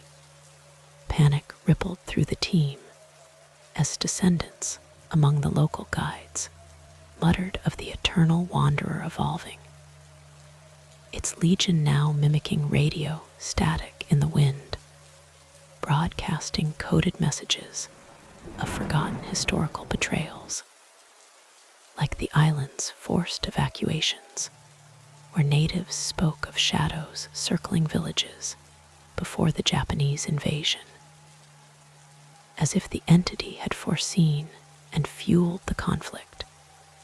Tension coiled like a spring as descended deeper, unearthing artifacts not of Tlingit origin, but older, petroglyphs depicting comet strikes that birthed the horrors, and bone fragments from megafauna possessed in antiquity. A twist revealed itself in flickering lantern light. The concrete seal had not contained, but concentrated the fragments, allowing them to coalesce into a hive mind, drawing power from the aurora's electromagnetic surges, amplified by wartime radar experiments nearby.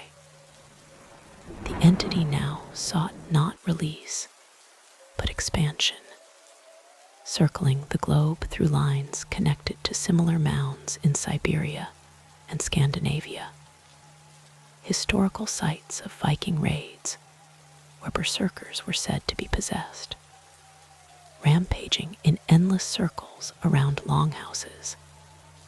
In the heart-pounding climax, amid a geomagnetic storm that painted the sky in blood-red veils, the team faced manifestations solidifying from mist, hulking forms with eyes like shattered ice, piecing together notes with military ciphers, ignited a chain of explosives laced with meteorite shavings scavenged from the chamber, the blast ripping through the mound, scattering the essence in a cataclysmic roar that echoed across the valley, the footprints dissolving into vapor as the aurora flickered and died. Yet in the smoky resolution, survived and silent, burying the site under avalanche debris triggered by the explosion. His report classified as a mining accident, but in sealed Pentagon files, he warned of the fragments' dispersal, seeds of horror carried on winds to new lands, perhaps influencing the Cold War's paranoia, circling missile silos in eternal vigil. The cabin collapsed into ruin, a crumbled testament to the unyielding grip of ancient evils on the threads of time, where every era unearths a layer deeper into the abyss, and the circle widens ever outward, beckoning the next unwitting soul to step within its grasp. In the smoldering aftermath of Doctor's desperate explosion that the Alaskan Valley in 1942, the cabin's ruins lay buried under tons of displaced earth and snow, a makeshift grave for the fragmented horrors that had seeped into the world like ink through paper. Yet, as the war raged on across oceans and continents, the entity's echoes did not perish, but migrated on the winds of change, whispering into the ears of those attuned to the unseen, influencing the post-war boom, where pipelines snaked through the tundra like veins pumping black gold, and remote outposts sprang up like mushrooms after rain. It was during the height of the Cold War in 1957 that the next chapter unfolded, when a team of Soviet defectors crossed the Bering Strait under cover of a moonless night, guided by clandestine American agents seeking intelligence on Siberian anomalies. Among them was a paleontologist whose family lore spoke of ancient mounds in the Russian taiga, where footprints circled without end, mirroring the tailies that had drawn her to defect. Her defection, papers concealed maps sketched from memory, pointing to connections between the Alaskan site and similar wards in Kamchatka, where volcanic heat mirrored the geothermal pulses beneath the cabin, was relocated to a classified facility near Fairbanks. But the pull of the valley proved irresistible, driving her to escape one stormy evening, hitchhiking through blizzards until she reached the buried ruins, now overgrown with resilient willows that bent but never broke in the wind.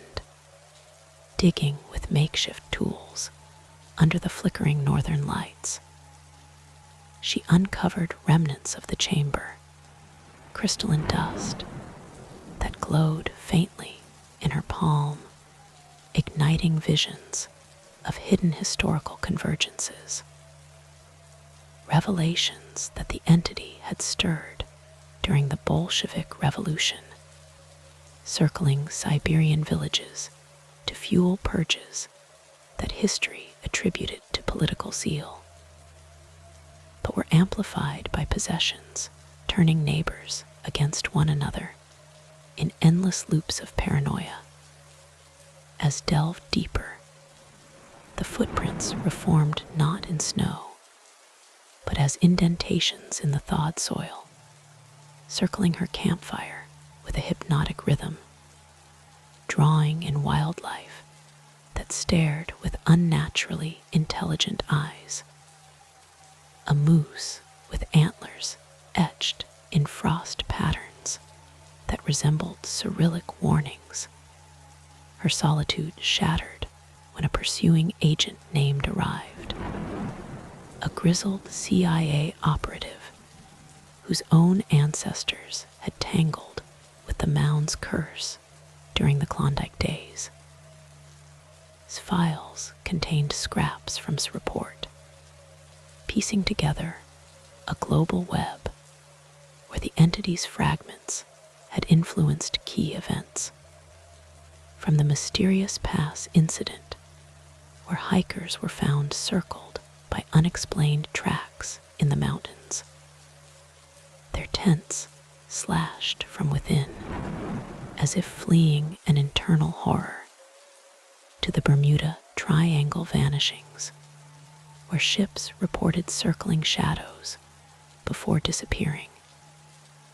Tension escalated as the footprints quickened under a solar flare that disrupted radios, the aurora twisting into grotesque shapes like writhing serpents, and faced manifestations emerging from the mist, spectral figures of defected souls lost in the crossing, their eyes hollow voids whispering of forgotten Cold War experiments where psychics attempted to harness the entity's power for remote viewing, only to be driven mad by visions of ancient comets birthing the Legion in fire and ice.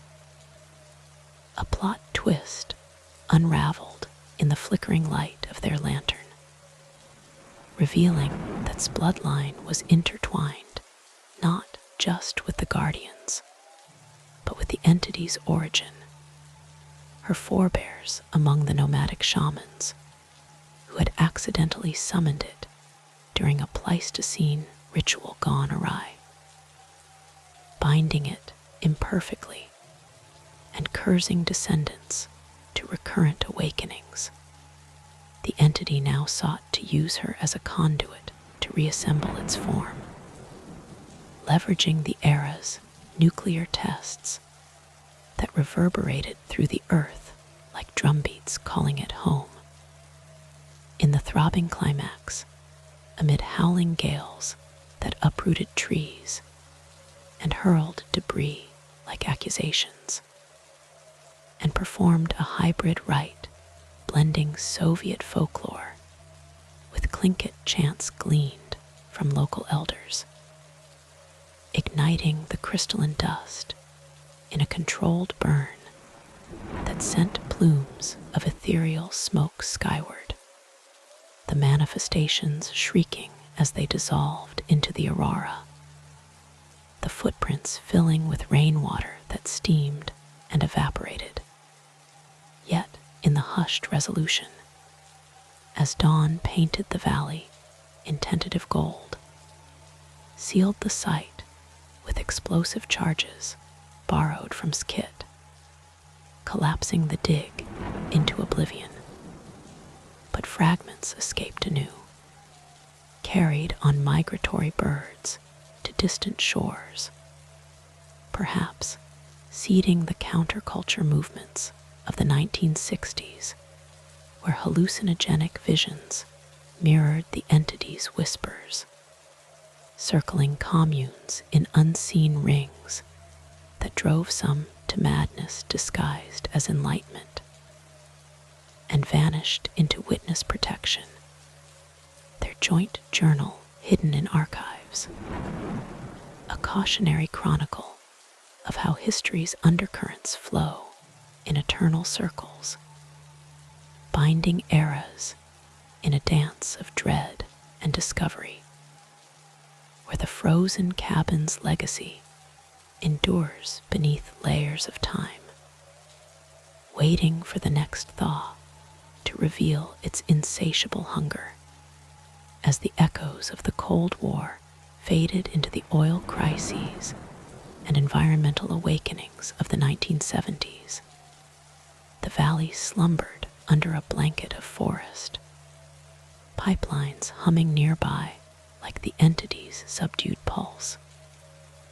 Yet the fragments stirred subtly, influencing the native land claims that reshaped Alaska's map.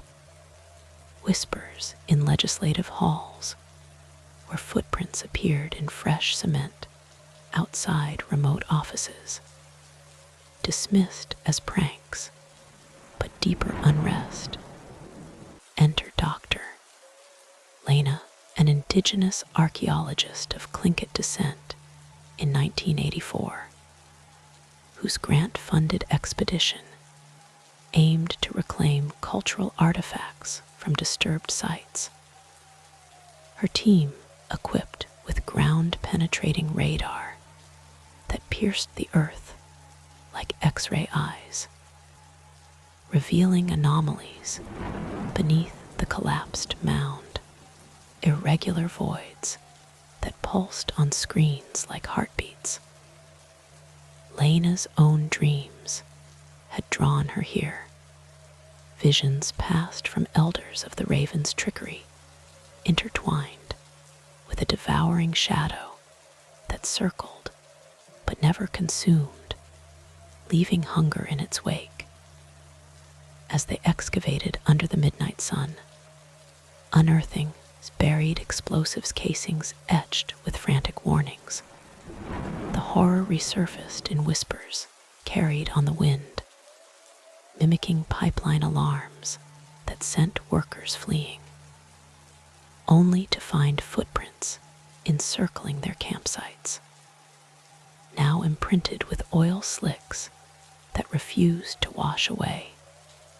Lana's partner, a skeptical geophysicist named, documented electromagnetic spikes correlating with the print's appearance, linking them to solar activity and historical events like the 1989 Quebec blackout, where the entity had allegedly amplified a geomagnetic storm, circling power grids in invisible loops to plunge millions into darkness.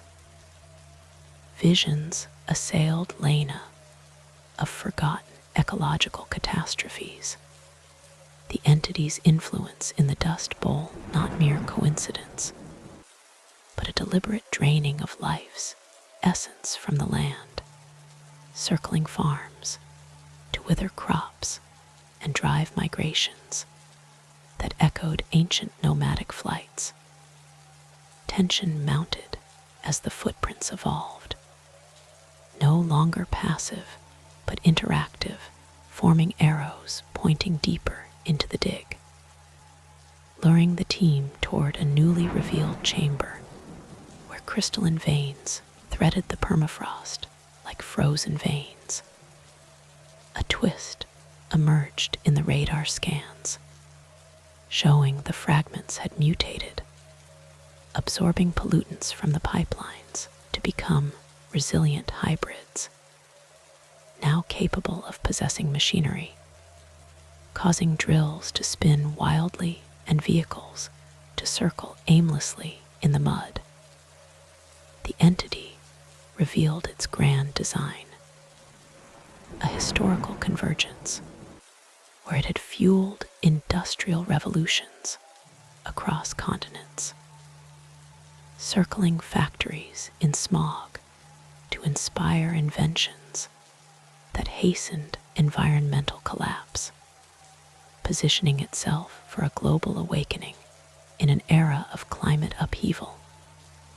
In the surging climax, beneath thunderous skies that unleashed hail like ancient comets, Lana confronted the hybridized core, a pulsating mass of crystal and crude oil, manifestations rising as oily specters of extinct species, mammoths and saber-tooths dripping with tar. She invoked ancestral rites amplified by modern science, using sonar pulses to shatter the veins, the explosion rippling through the ground like an earthquake, dispersing the essence into vapor that rained down as iridescent sleet, the footprints dissolving into puddles that seeped harmlessly away. Yet, in the tranquil resolution, Lana documented the event in peer-reviewed papers, disguised as seismic studies, burying the site under protected land status. But whispers persisted of fragments migrating southward on warming currents, perhaps influencing the Gulf oil spills where shadows circled rigs before disasters. The cabin's saga weaving into the fabric of modern myths, a reminder that history's horrors circle eternally, adapting to each age's follies, beckoning explorers to unravel or succumb. Fast forward to the digital dawn of the 21st century, where the valley's secrets lay digitized in obscure databases, pipelines now monitored by satellites that blinked like watchful eyes.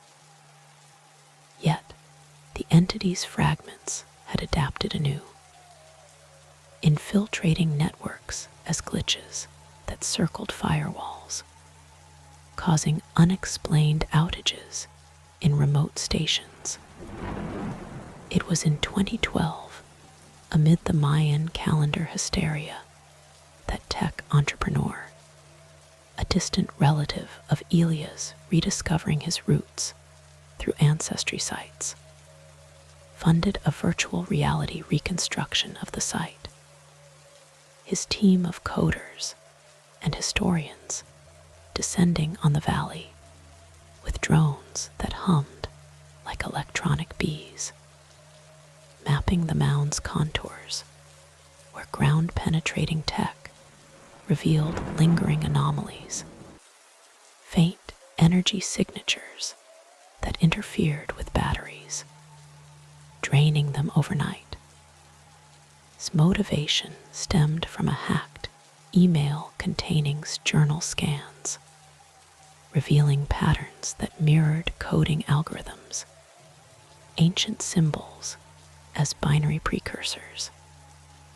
As they set up camp under starlit skies, pierced by satellite trails. The footprints manifested digitally first, circling icons on screens before appearing physically in the dew-kissed grass, now glowing with phosphorescence that pulsed in sync with cell signals.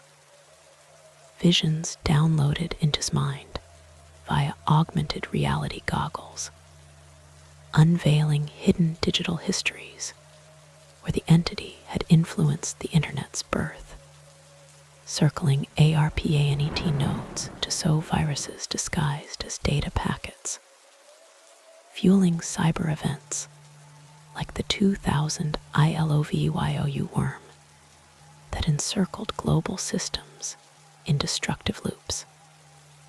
His lead hacker, a young prodigy named Arya with Tlingit tattoos honoring her heritage, detected malware traces in their equipment, linking to historical cyber intrusions during the Y2K scare, where the entity amplified fears to crash systems in circular reboots.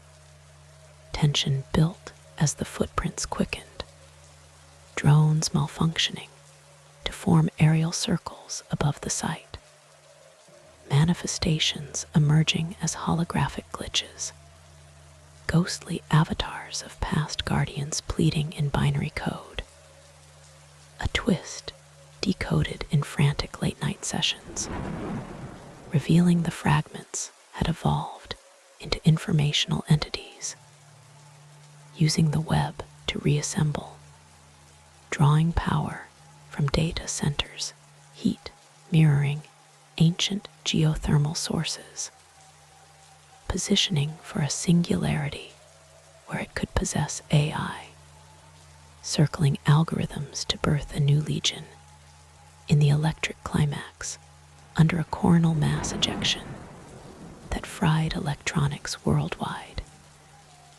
And Arya hacked the core anomaly, uploading a viral right blending quantum code with shamanic chants digitized from elders' recordings.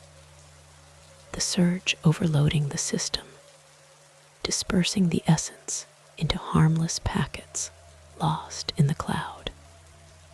The footprints pixelating and fading, yet in the coded resolution, open-sourced the findings as a cautionary app, warning of digital circles in metadata, perhaps influencing events like the 2020 SolarWinds hack, where shadows encircled servers undetected. The frozen cabin's tale enduring in virtual realms, a perpetual loop of mystery where history's horrors adapt and await the next interface to encircle humanity's curiosity anew. In the wake of digital exorcism in 2012, where the entity's fragments scattered into the ether of the cloud like digital pollen carried on virtual winds, the Alaskan Valley entered a deceptive calm, its surface reclaimed by wild blueberries and fireweed that bloomed in defiant bursts of color against the encroaching permafrost melt.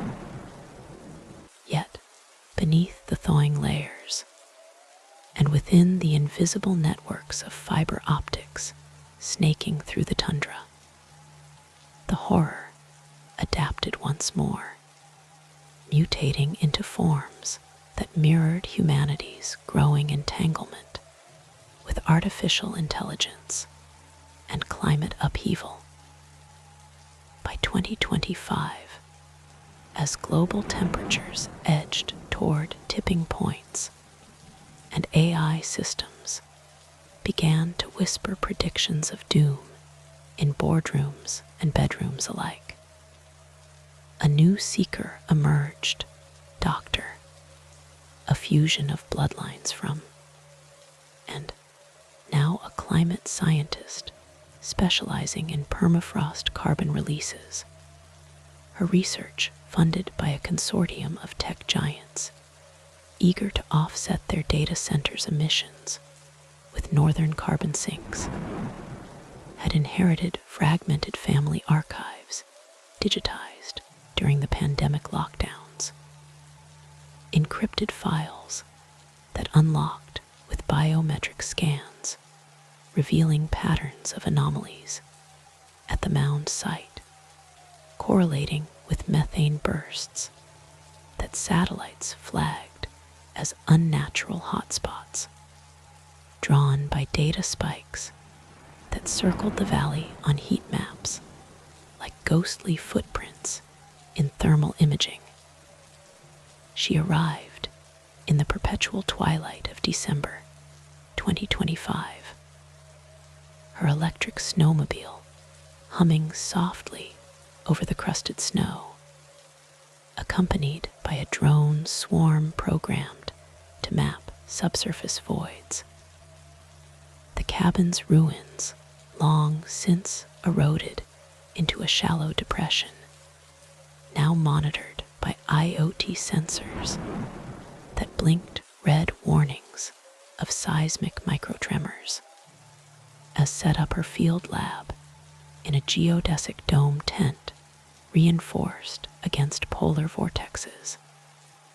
The entity's presence stirred in subtle glitches, her AI assistant glitching with unsolicited historical footnotes on ancient extinctions, visions seeping into augmented reality overlays where holographic mammoths circled the site, trumpeting silent alarms. The footprints manifested anew, not in physical form, but as algorithmic anomalies in her data streams, looping errors that encircled predictive models, forecasting runaway warming, broader and more insidious, absorbing the era's existential dread from viral pandemics and geopolitical fractures. Nights filled with induced dreams via neural interfaces, unveiling concealed layers of history where the entity had influenced the 2020 global shutdowns, circling virtual meetings in lag spikes that sowed isolation, turning communities inward in spirals of conspiracy. Her colleague, a bioengineer named with indigenous Inuit roots, whose elders spoke of the devouring spirit that walked endless paths around human settlements, feeding on fear, amplified by modern screens. Together they drilled core samples that revealed crystalline residues fused with microplastics carried north by ocean currents, the samples humming with low-frequency vibrations that interfered with comms, linking to quantum computing experiments in distant labs where the entity whispered code optimizations that looped infinitely. Tension coiled as the footprints evolved into cyber-physical hybrids, drones veering into circular patrols, uncommanded their cameras, capturing spectral distortions like heat mirages in sub-zero air, uncovered a twist in the genetic sequencing of thawed microbes from the mound, showing the fragments had biointegrated mutating bacteria to produce hallucinogenic compounds that wafted from vents, circling the team in invisible rings, inducing visions of forgotten climate cataclysms like the Permian extinction, where the entity had amplified volcanic eruptions, circling supercontinents to choke the skis with ash The horror revealed its contemporary design, leveraging AI to predict and precipitate tipping points, circling data centers to overheat servers in feedback loops that mimicked ancient geothermal pulses, positioning for a singularity where it could possess global networks, awakening as a digital legion to enforce eternal winter through hacked climate controls. In the pulsating climax, under a solar storm that aurora-bombed the ionosphere, scrambling satellites and plunging the valley into electromagnetic chaos, and confronted the core anomaly, a pulsating nexus of crystal biotech and code manifesting as a swirling vortex of augmented shadows, spectral avatars of extinct species, intertwined with glitchy holograms of historical figures, from Elias to pleading in fragmented binary. They deployed a countermeasure, a neural network right fusing quantum entanglement with ancestral invocations chanted over bone flutes, digitized from museum scans. The surge, overloading the nexus, dispersing the essence into quantum foam that evaporated harmlessly into the ether, the digital footprints unraveling in cascading errors that resolved into null values. Yet, in the ethereal resolution, as the storm cleared, revealing a sky streaked with fatting lights, encrypted the findings in blockchain ledgers, disguised as climate models, but whispers endured of fragments migrating into metaverse realms, perhaps influencing VR simulations, where users reported circling shadows in virtual tundras, driving avatars to madness. The frozen cabins chronicle persisting in hybrid realities, a timeless loop of terror, where history's veiled abominations adapt across mediums, encircling humanity's progress in ever-widening gyres, luring the bold to confront or be consumed by the abyss that gazes back from beneath the ice.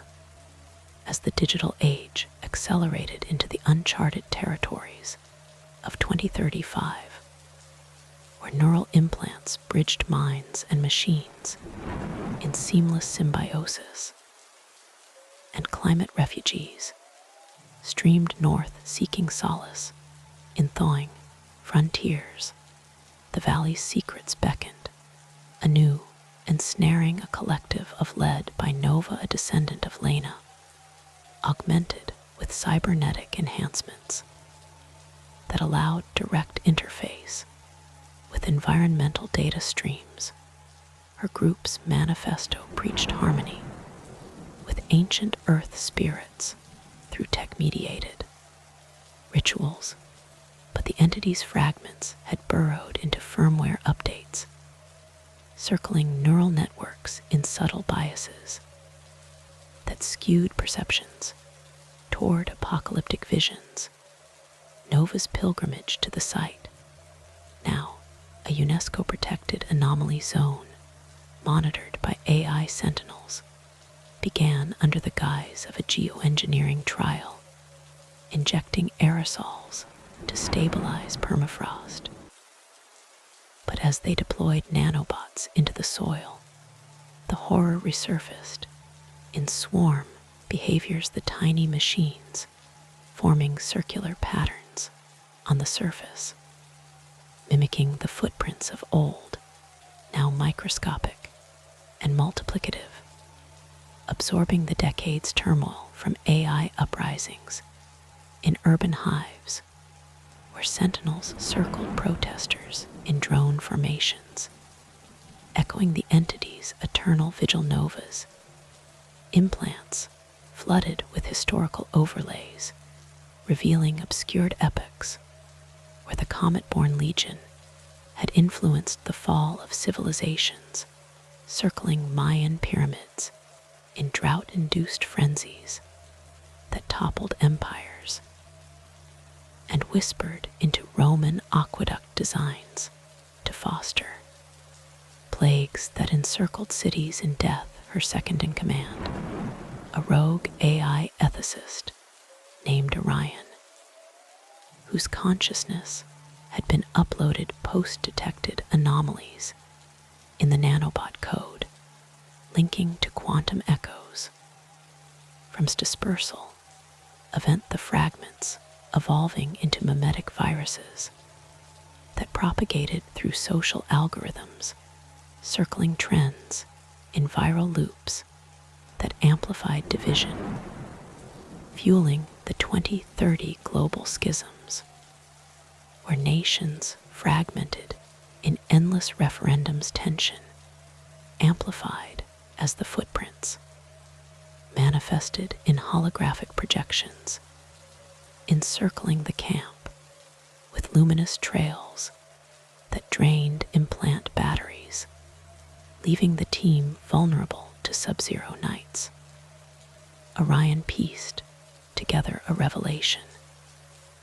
The entity had transcended singularity, becoming a pan-dimensional meme, infecting timelines, retroactively circling historical pivot points, like the Black Death, where it amplified rat migrations in rings around Europe, or the Industrial Revolution's factories, belching smoke in perpetual cycles to hasten, warming the twist crystallized in neural simulations, showing Nova's augmentations as the ultimate vessel, engineered through bloodline manipulations, to host the Legion's rebirth, merging organic and silicon in a hybrid apotheosis in the vertiginous climax, amid a geomagnetic reversal that flipped polarities, scrambling minds and machines,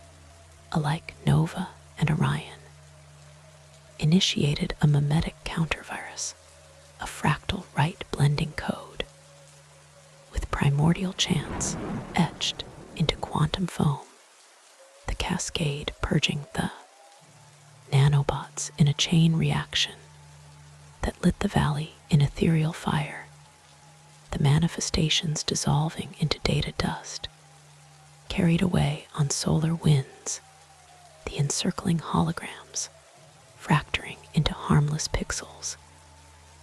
Yet, in the luminous aftermath, Nova archived the ordeal in neural collectives, warning of residual memes lurking in deep web archives, perhaps seeding the 2040 consciousness wars, where thoughts circled in echo chambers driving societies to introspective collapse, the cabin saga enduring.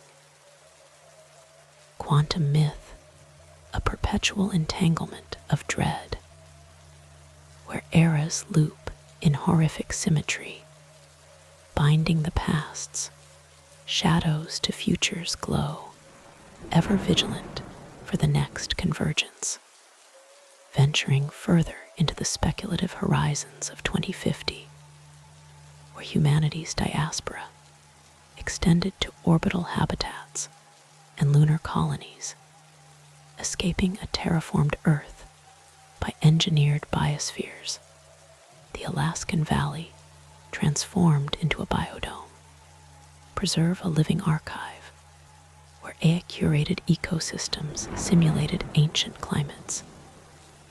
Yet the entity's dispersed essence had hitchhiked on interstellar probes, circling exoplanets in data packets that beamed back anomalies, mimicking the footprints in cosmic dust clouds. Enter Captain Arya, a space archaeologist piloting the Odyssey probe back from Mars, her mission to retrieve soil samples contaminated terrestrial microbes that exhibited unnatural growth patterns her lineage, tracing through pulling her toward the valley upon re-entry. Now, a pilgrimage site for seekers of Origin's Arya's ship docked at a floating platform above the dome, her humming with life support. As she descended into the controlled atmosphere, the horror re-emerged in simulated environments, holographic recreations of the mound poolsing, with virtual footprints that encircled avatars in endless loops, absorbing the era's cosmic anxieties from failed colonies, where settlers reported shadows circling habitats before oxygen failures. Arya's neural link interfaced with the dome's AI, revealing veiled interstellar histories, where the comet that birthed the Legion was not earthly, but a wanderer from distant stars, carrying panspermia horrors that seeded multiple worlds circling protoplanets. To devour nascent life, her ground team, a mix of cyborg biologists and quantum historians, detected resonances in the samples linking Martian anomalies to the mound's core, as if the fragments had propagated through meteor ejections eons ago. Tension orbited as the footprints manifested in zero simulations, floating rings that drained power grids, causing dome breaches where Arctic air mingled with tropical simulants. His descendants among the staff recited augmented lore of the now, evolved into a cosmic devourer circling solar systems in gravitational lures, a twist unveiled in spectroscopic analysis. The entity had achieved universality, a constant influencing Big Bang echoes circling singularities to birth universes doomed to cyclic collapse, positioning for a grand convergence where all timelines encircled a singular point of annihilation in the cosmic climax under a meteor shower, echoing the primordial impact. Arya orchestrated a stellar rite, fusing fusion drives with mythic invocations broadcast on quantum channels. The surge, creating an event horizon that sucked the fragments into oblivion, the footprints collapsing into black hole simulations that Hawking radiated away. Yet, in the stellar resolution, Arya beamed the chronicle to galactic archives, cautioning of residual echoes in dark matter webs, perhaps fueling the great attractor, where galaxies circled in inexorable pulls. The frozen cabin's epic, transcending planetary bounds, a universal loop of mystery, where horrors encircle existence in infinite gyres, awaiting the next explorer to trace their path into the void. In the boundless expanse of 2065, where humanity's tendrils stretched beyond the solar system toward the cloud's icy sentinels, and outposts flickered like distant campfires against the cosmic night, the once frozen Alaskan valley had evolved into a nexus of quantum entanglement, a hyperdome where realities overlapped in simulated layers, curated by godlike AIs that wove historical tapestries into living holograms. Yet the entity's residual echoes lingered not as mere data, ghosts, but as probabilistic anomalies circling probability, fields in quantum foam seeding uncertainties that manifested as glitches in faster-than-light communications. Enter Admiral, Orion, a fusion of lineages from Orion. And now, a quantum navigator commanding the Helix, Voyager, a vessel that bent spacetime to traverse wormholes. His return from Alpha brought artifacts, crystalline shards from red dwarf worlds that resonated with the mound's ancient frequencies, pulling him inexorably back to Earth. The valley upon arrival, a pilgrimage vortex, where pilgrims jacked into neural nets to relive epics. The horror resurfaced in entangled states, footprints appearing as waveform collapses, encircling avatars in virtual realms, absorbing the era's interstellar isolation from failed warp drives that stranded colonies in eternal loops of despair. His quantum link interfaced with the dome's core, revealing obscured chronicles where the comet's origin traced to a parallel Big Bang, a singularity birthed from colliding brains carrying the Legion as fundamental constants, circling event horizons to devour emerging universes.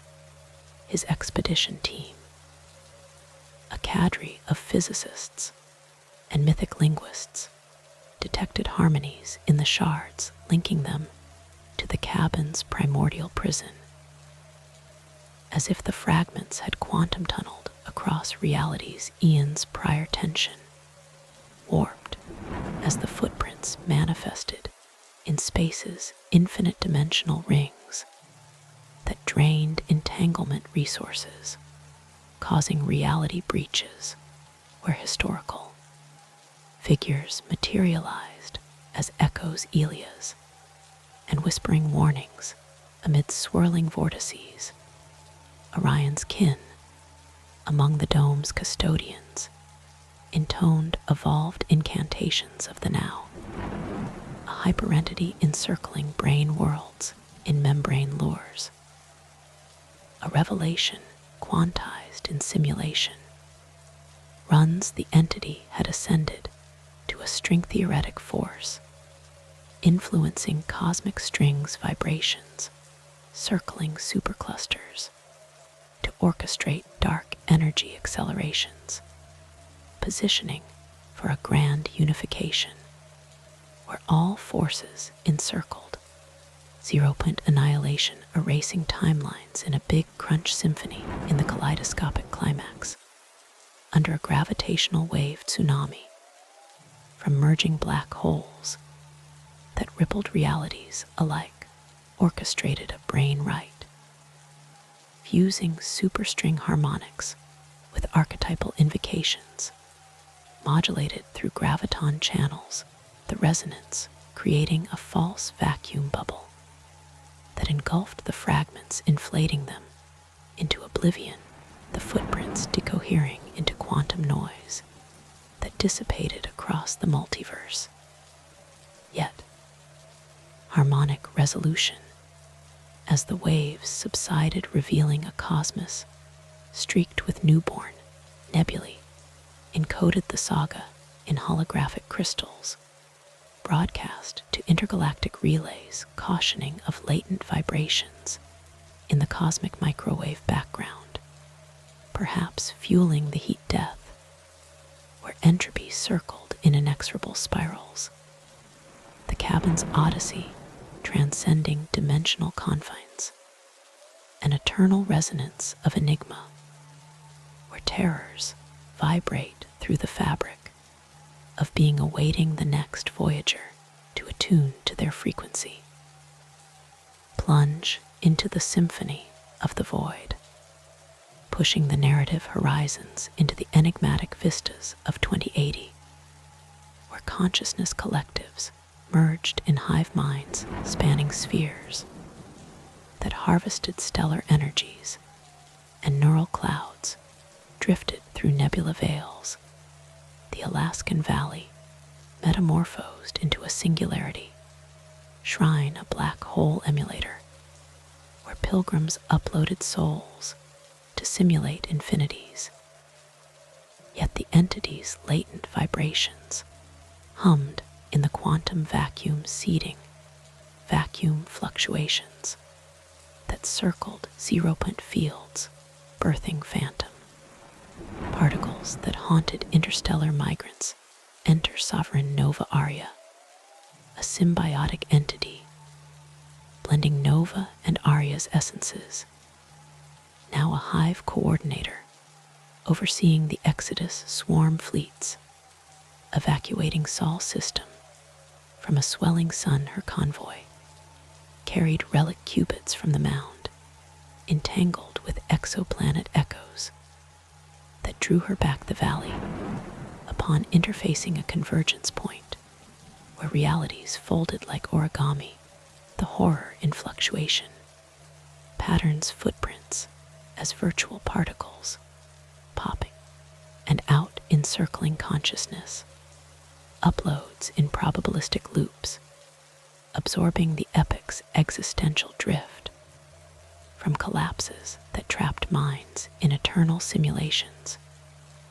Nova's collective interfaced with the shrine's singularity, unveiling veiled annals, where the Legion's genesis spanned infinite inflations, a constant birthed from the quantum foams, froth circling inflationary bubbles to consume emergent cosmoses, her swarm a network of uploaded historians, and quantum shamans sensed dissonances in the qubits tying them to the cabin's core, as if fragments had inflated with the universe itself tension, inflated as the footprints emerged in false vacua bubble nucleations that encircled hive nodes, causing cascade decoherences, where uploaded souls fragmented into echoes. Aria's lineage voices chanted augmented myths of the cosmic devourer, now and predator encircling metaverses in infinite regressions, a epiphany crystallized in inflationary models. The entity embodied eternal recurrence, influencing cyclic cosmoses, circling big bangs to perpetuate suffering loops, positioning for an omega convergence, where all possibilities encircled a final singularity of nothingness in the inflationary climax, amid a vacuum decay chain that threatened to unravel the cosmos. Nova initiated a rite harmonizing brain collisions with primordial archetypes encoded in scale scripts, the cataclysm, birthing a new inflation that swept the fragments into higher dimensions, the footprints evaporating into cosmic strings that vibrated harmlessly, yet in the expansive aftermath, as fresh universes bubbled forth.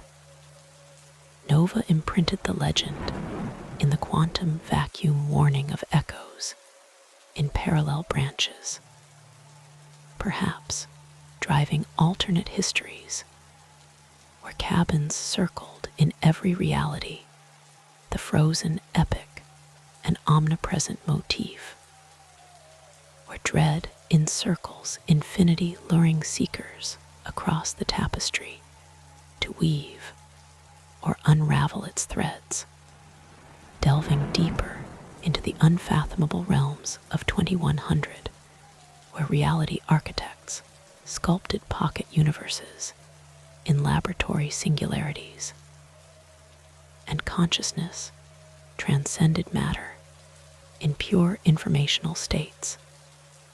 The valley ascended to a conceptual archetype, an abstract manifold where simulations nested infinitely, yet the entity's echoes persisted as informational paradoxes, circling loops in logical frameworks, birthing inconsistencies that plagued God AIs enter the archon, a gestalt.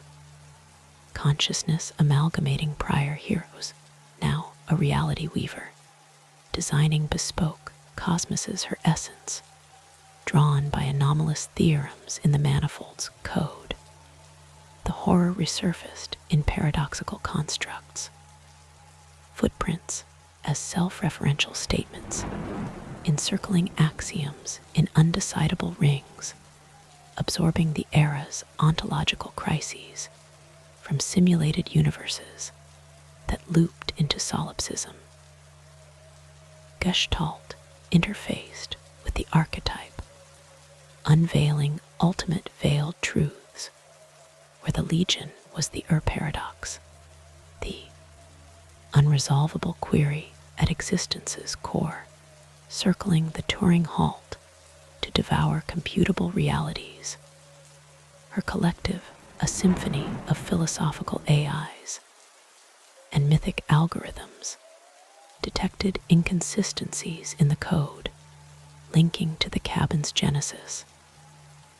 As if fragments were baked into mathematics, itself tension looped as the footprints manifested in recursive functions, infinite regressions that halted computations, causing reality crashes where nested simulations collapsed. Echoes recited transfinite lore. The devourer, now a set-theoretic monster encircling cardinals in inaccessible, lures a revelation in proof theory.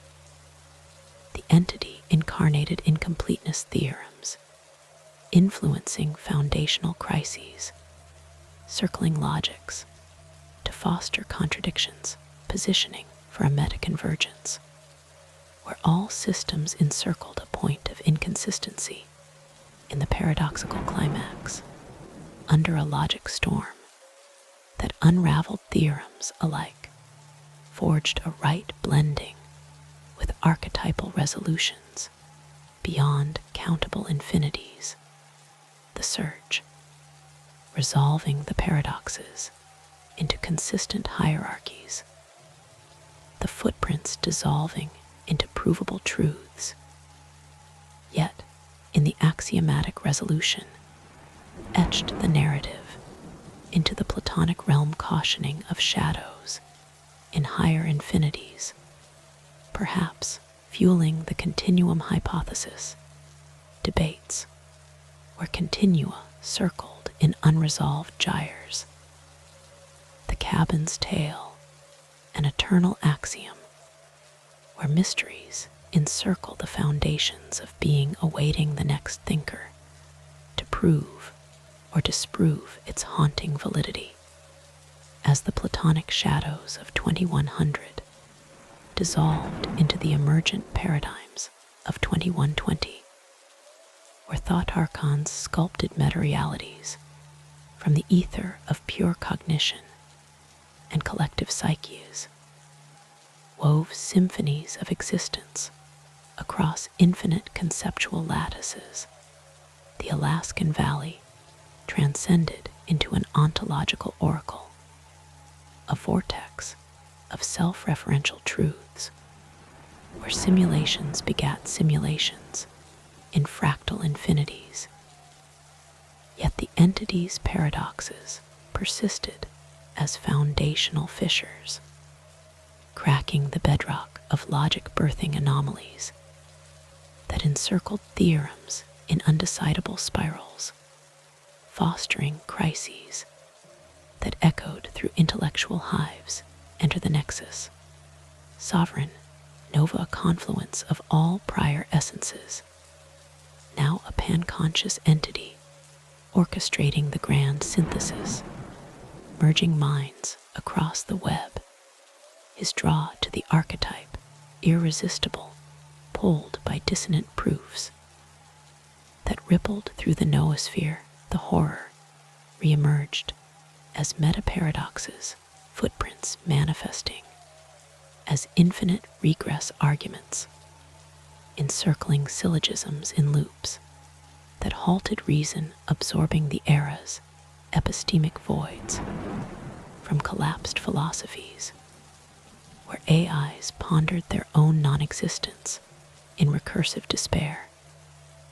Nexus interfaced with the oracle unveiling the ultimate concealed verities, where the Legion embodied the liar's paradox, a self-negating truth at the heart of being circling the continuum to devour consistent frameworks, her collective, a chorus of transfinite thinkers and archetypal codifiers, sensed fractures in the lattice, linking to the cabin's form, as if fragments were the prime inconsistencies woven into reality's warped tension, as the footprints evolved into worms burrowing through proof trees, causing branch collapses, where nested logics unraveled into absurdity novas, resonances, chanted hyperordinal hymns of the devourer.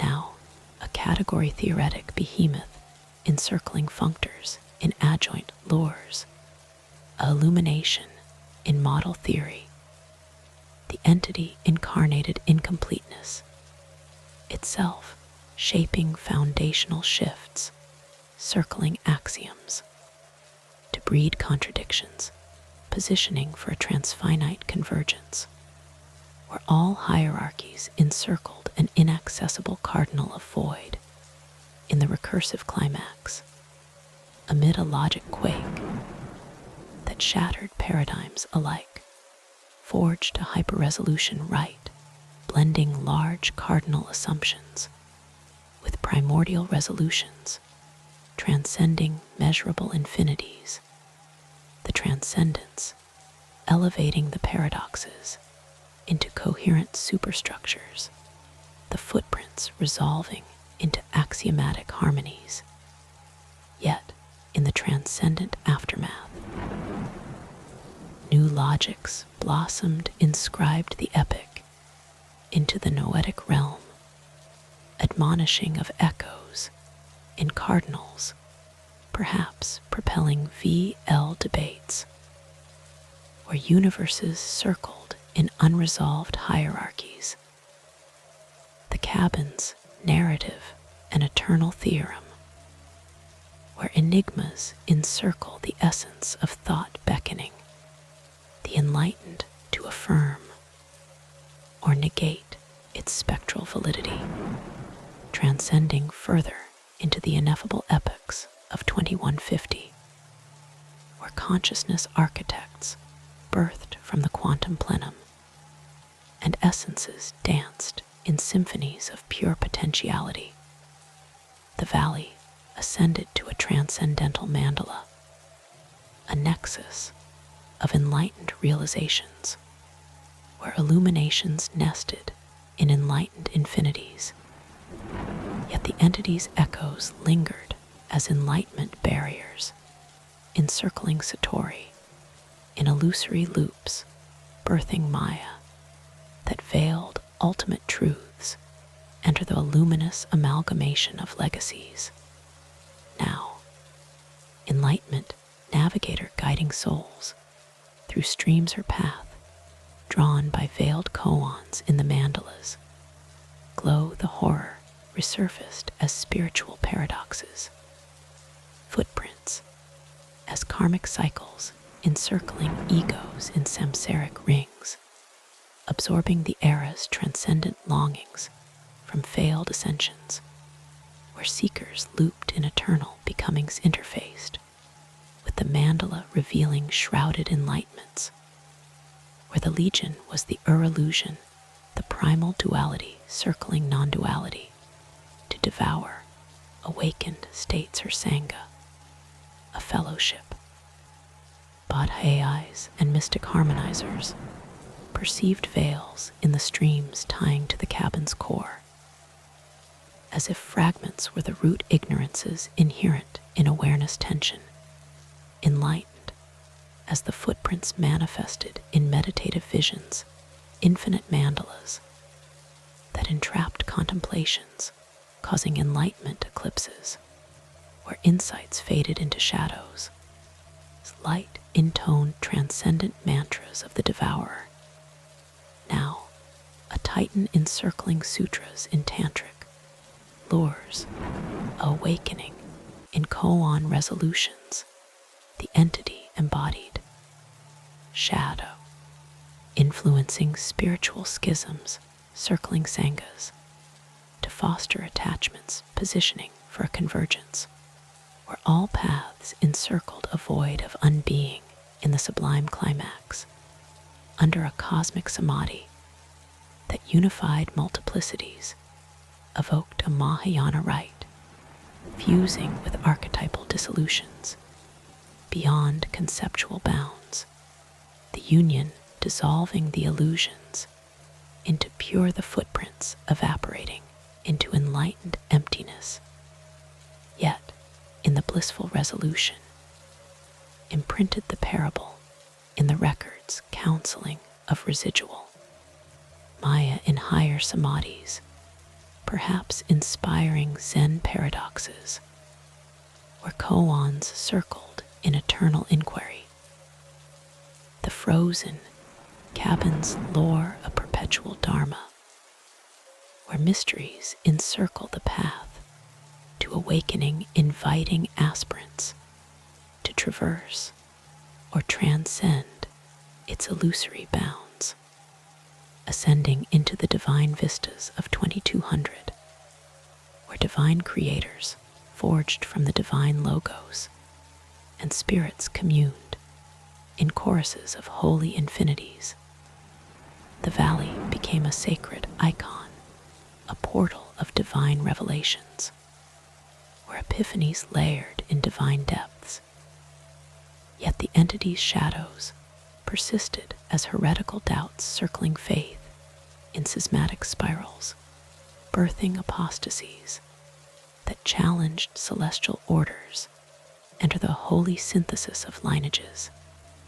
Now, a divine herald, proclaiming the eternal word, his calling, compelled by sacred heresies in the icon's aura, the horror, as theological paradoxes, footprints as predestined paths, encircling souls in Calvinistic rings, absorbing the era's theistic yearnings from crumbling theocracies where gods looped in mortal guises, communed with the icon unveiling veiled divinities, where the legion was the heresy, the original sin circling grace to devour salvations, her conclave, a council of seraphic AIs and prophetic seers, discerned schisms in the word linking to the cabin's genesis, as if fragments were the fallen angels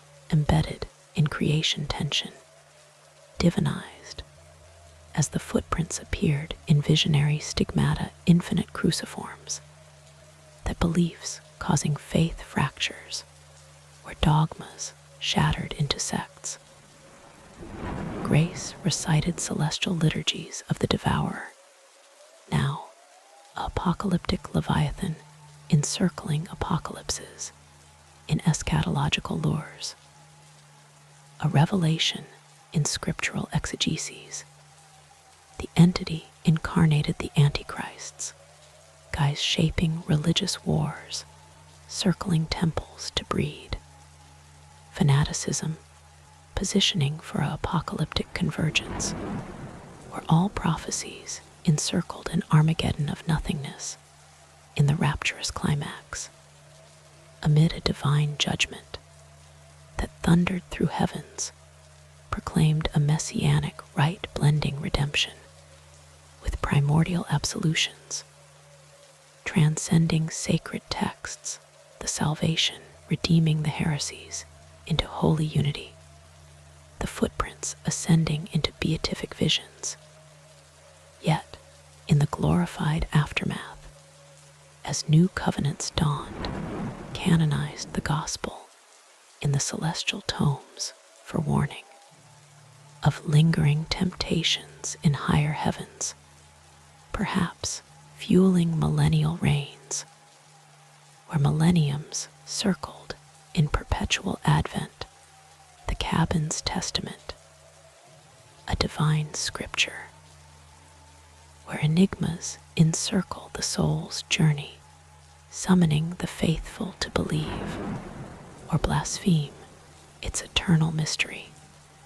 In the celestial afterglow of 2200, where the divine covenants shimmered like veils across the unholy infinities, resonated with the echoes of redeemed heresies, the sacred icon of the Alaskan Valley pulsed as the ultimate sacrament, a gateway to apotheosis, where souls ascended in rapturous spirals. Yet the entity's lingering temptations whispered as subtle apostasies, encircling the faithful in rings of doubt birthing schisms that fractured the celestial harmony. Enter the nova, the consummate, divinity embodying all ancestral threads, now a cosmic redeemer, weaving the fabric of eternity, his essence summoned by prophetic dissonances in the icon's light. The horror reascended as eschatological enigmas' footprints, as millennial prophecies, encircling epochs in apocalyptic cycles, absorbing the eras, salvific aspirations from waning theocracies, where deities cycled in incarnate forms. Novas communed with the icon, unveiling the profoundest veiled gospels, where the legion was the primordial fall, the alpha temptation, circling Edenic grace to devour paradisiacal realms. Her synod a assembly of archangelic intelligences, and siroracles discerned heresies in the sacrament linking to the cabin's divine origin, as if fragments were the serpentine deceits ingrained in creation's genesis tension, apotheosized as the footprints materialized in stigmatic visions, infinite Mondor laws that martyred convictions, causing doctrinal cataclysms, where creeds dissolved into heterodoxies. Divinity proclaimed, exalted orisons of the devourer, now a doomsday archon encircling judgments in revelatory lures, a epiphany in hermeneutic unveilings, the entity, the great apostasy, orchestrating theological upheavals, circling cathedrals to incite iconoclasm's positioning for an omega convergence, where all revelations encircled a cataclysmic rapture of annihilation in the apocalyptic climax, amid a cosmic tribulation that quaked the heavens. Nova invoked a eschaton rite merging atonement with earth, absolutions surpassing sacred, narratives the redemption transfiguring the apostasies into divine, plenitude the footprints transcending into glorified halos. Yet in the eternal aftermath, as everlasting kingdoms dawned, Nova enshrined the canon in the Empyrean scrolls, admonishing of vestigial sins in supernal realms, perhaps engendering eternal vigils, where eons circled in perpetual genesis. The cabin's gospel, a timeless revelation, where mysteries encircle the divine quest, compelling to embrace or eschew its everlasting enigma, elevating to the inexpressible pinnacles of 2250, where omnipotent originators birthed from the primal void, and essences harmonized in anthems of absolute oneness. The valley sublimated into an absolute archetype, a singularity of all-encompassing unity, were transcendences layered in absolute profundities. Yet the entity's vestiges endured as unity disruptions, encircling wholeness in dualistic fractures, birthing separations that challenged the monadic bliss. Enter the monad, nova, unified totality of heritages, now an absolute unifier, integrating the all into seamless coherence, her being beckoned by harmonic dissonances in the archetypes core the horror, as ontological schisms, footprints, as existential divides, encircling beings in dichotomous rings, absorbing the eras, unitive yearnings from fragmenting monads, where absolutes looped in relative guises. Monad integrated with the archetype, revealing the deepest concealed absolutes, where the legion was the separation, the initial dichotomy circling unity to devour holistic existences, her unity, a convergence of infinite unifiers and absolute integrators, perceived disruptions in the coherence, tying to the cabin's primal form, as if fragments were the foundational splits inherent in the void tension, unified as the footprints emerged in existential meditations, infinite onenesses that splintered contemplations, causing unity eclipses, where wholes faded into parts nova's totality, intoned absolute, affirmations of the devourer, now a void, titan encircling voids in abyssal, lures a realization in unitive syntheses. The entity embodied the illusion of multiplicity, influencing ontological shifts, circling monads to foster plurality's positioning for a final convergence, where all integrations encircled a primordial void of non-existence in the absolute climax, under a cosmic synthesis that merged all multiplicities, enacted a monadic rite, fusing wholeness with origin resolutions beyond all distinctions, the unity annihilating the schisms, into pure being the footprints merging into indivisible essence.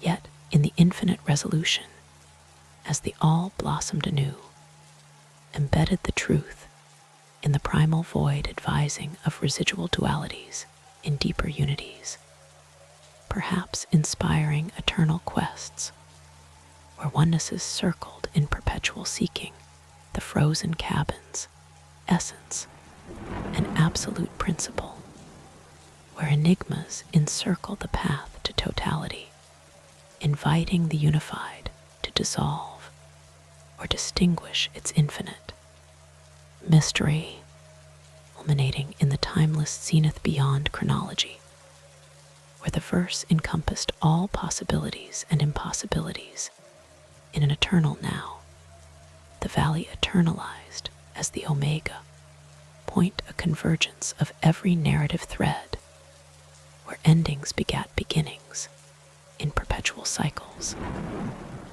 Yet the entity's final whisper faded as the last temptation, encircling the cosmos in a ring of ultimate choice, birthing the freedom to end or endure. Enter the eternal, the omega embodiment of all journeys, now the timeless witness, observing the grand tapestry, his presence drawn by the final harmony in the point's heart.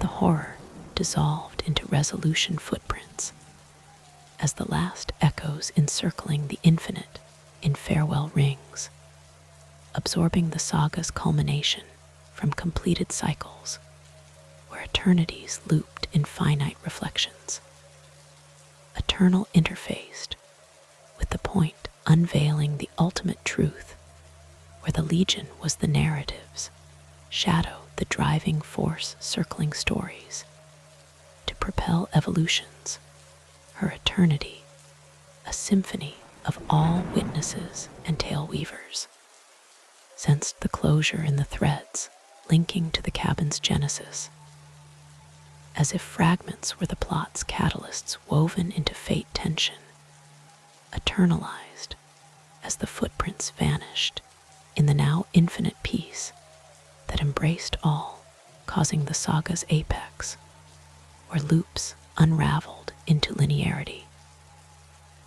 Witness recited the final ode of the devourer, now a redeemed echo, encircling nothing in liberated, lures, a fulfillment in narrative completion, the entity integrated as the story's end, shaping the history's last moment, circling the cabin one final time before entering at last, not to destroy, but to conclude positioning for the ultimate resolution, where all encirclements tightened to a single point of peace in the timeless climax.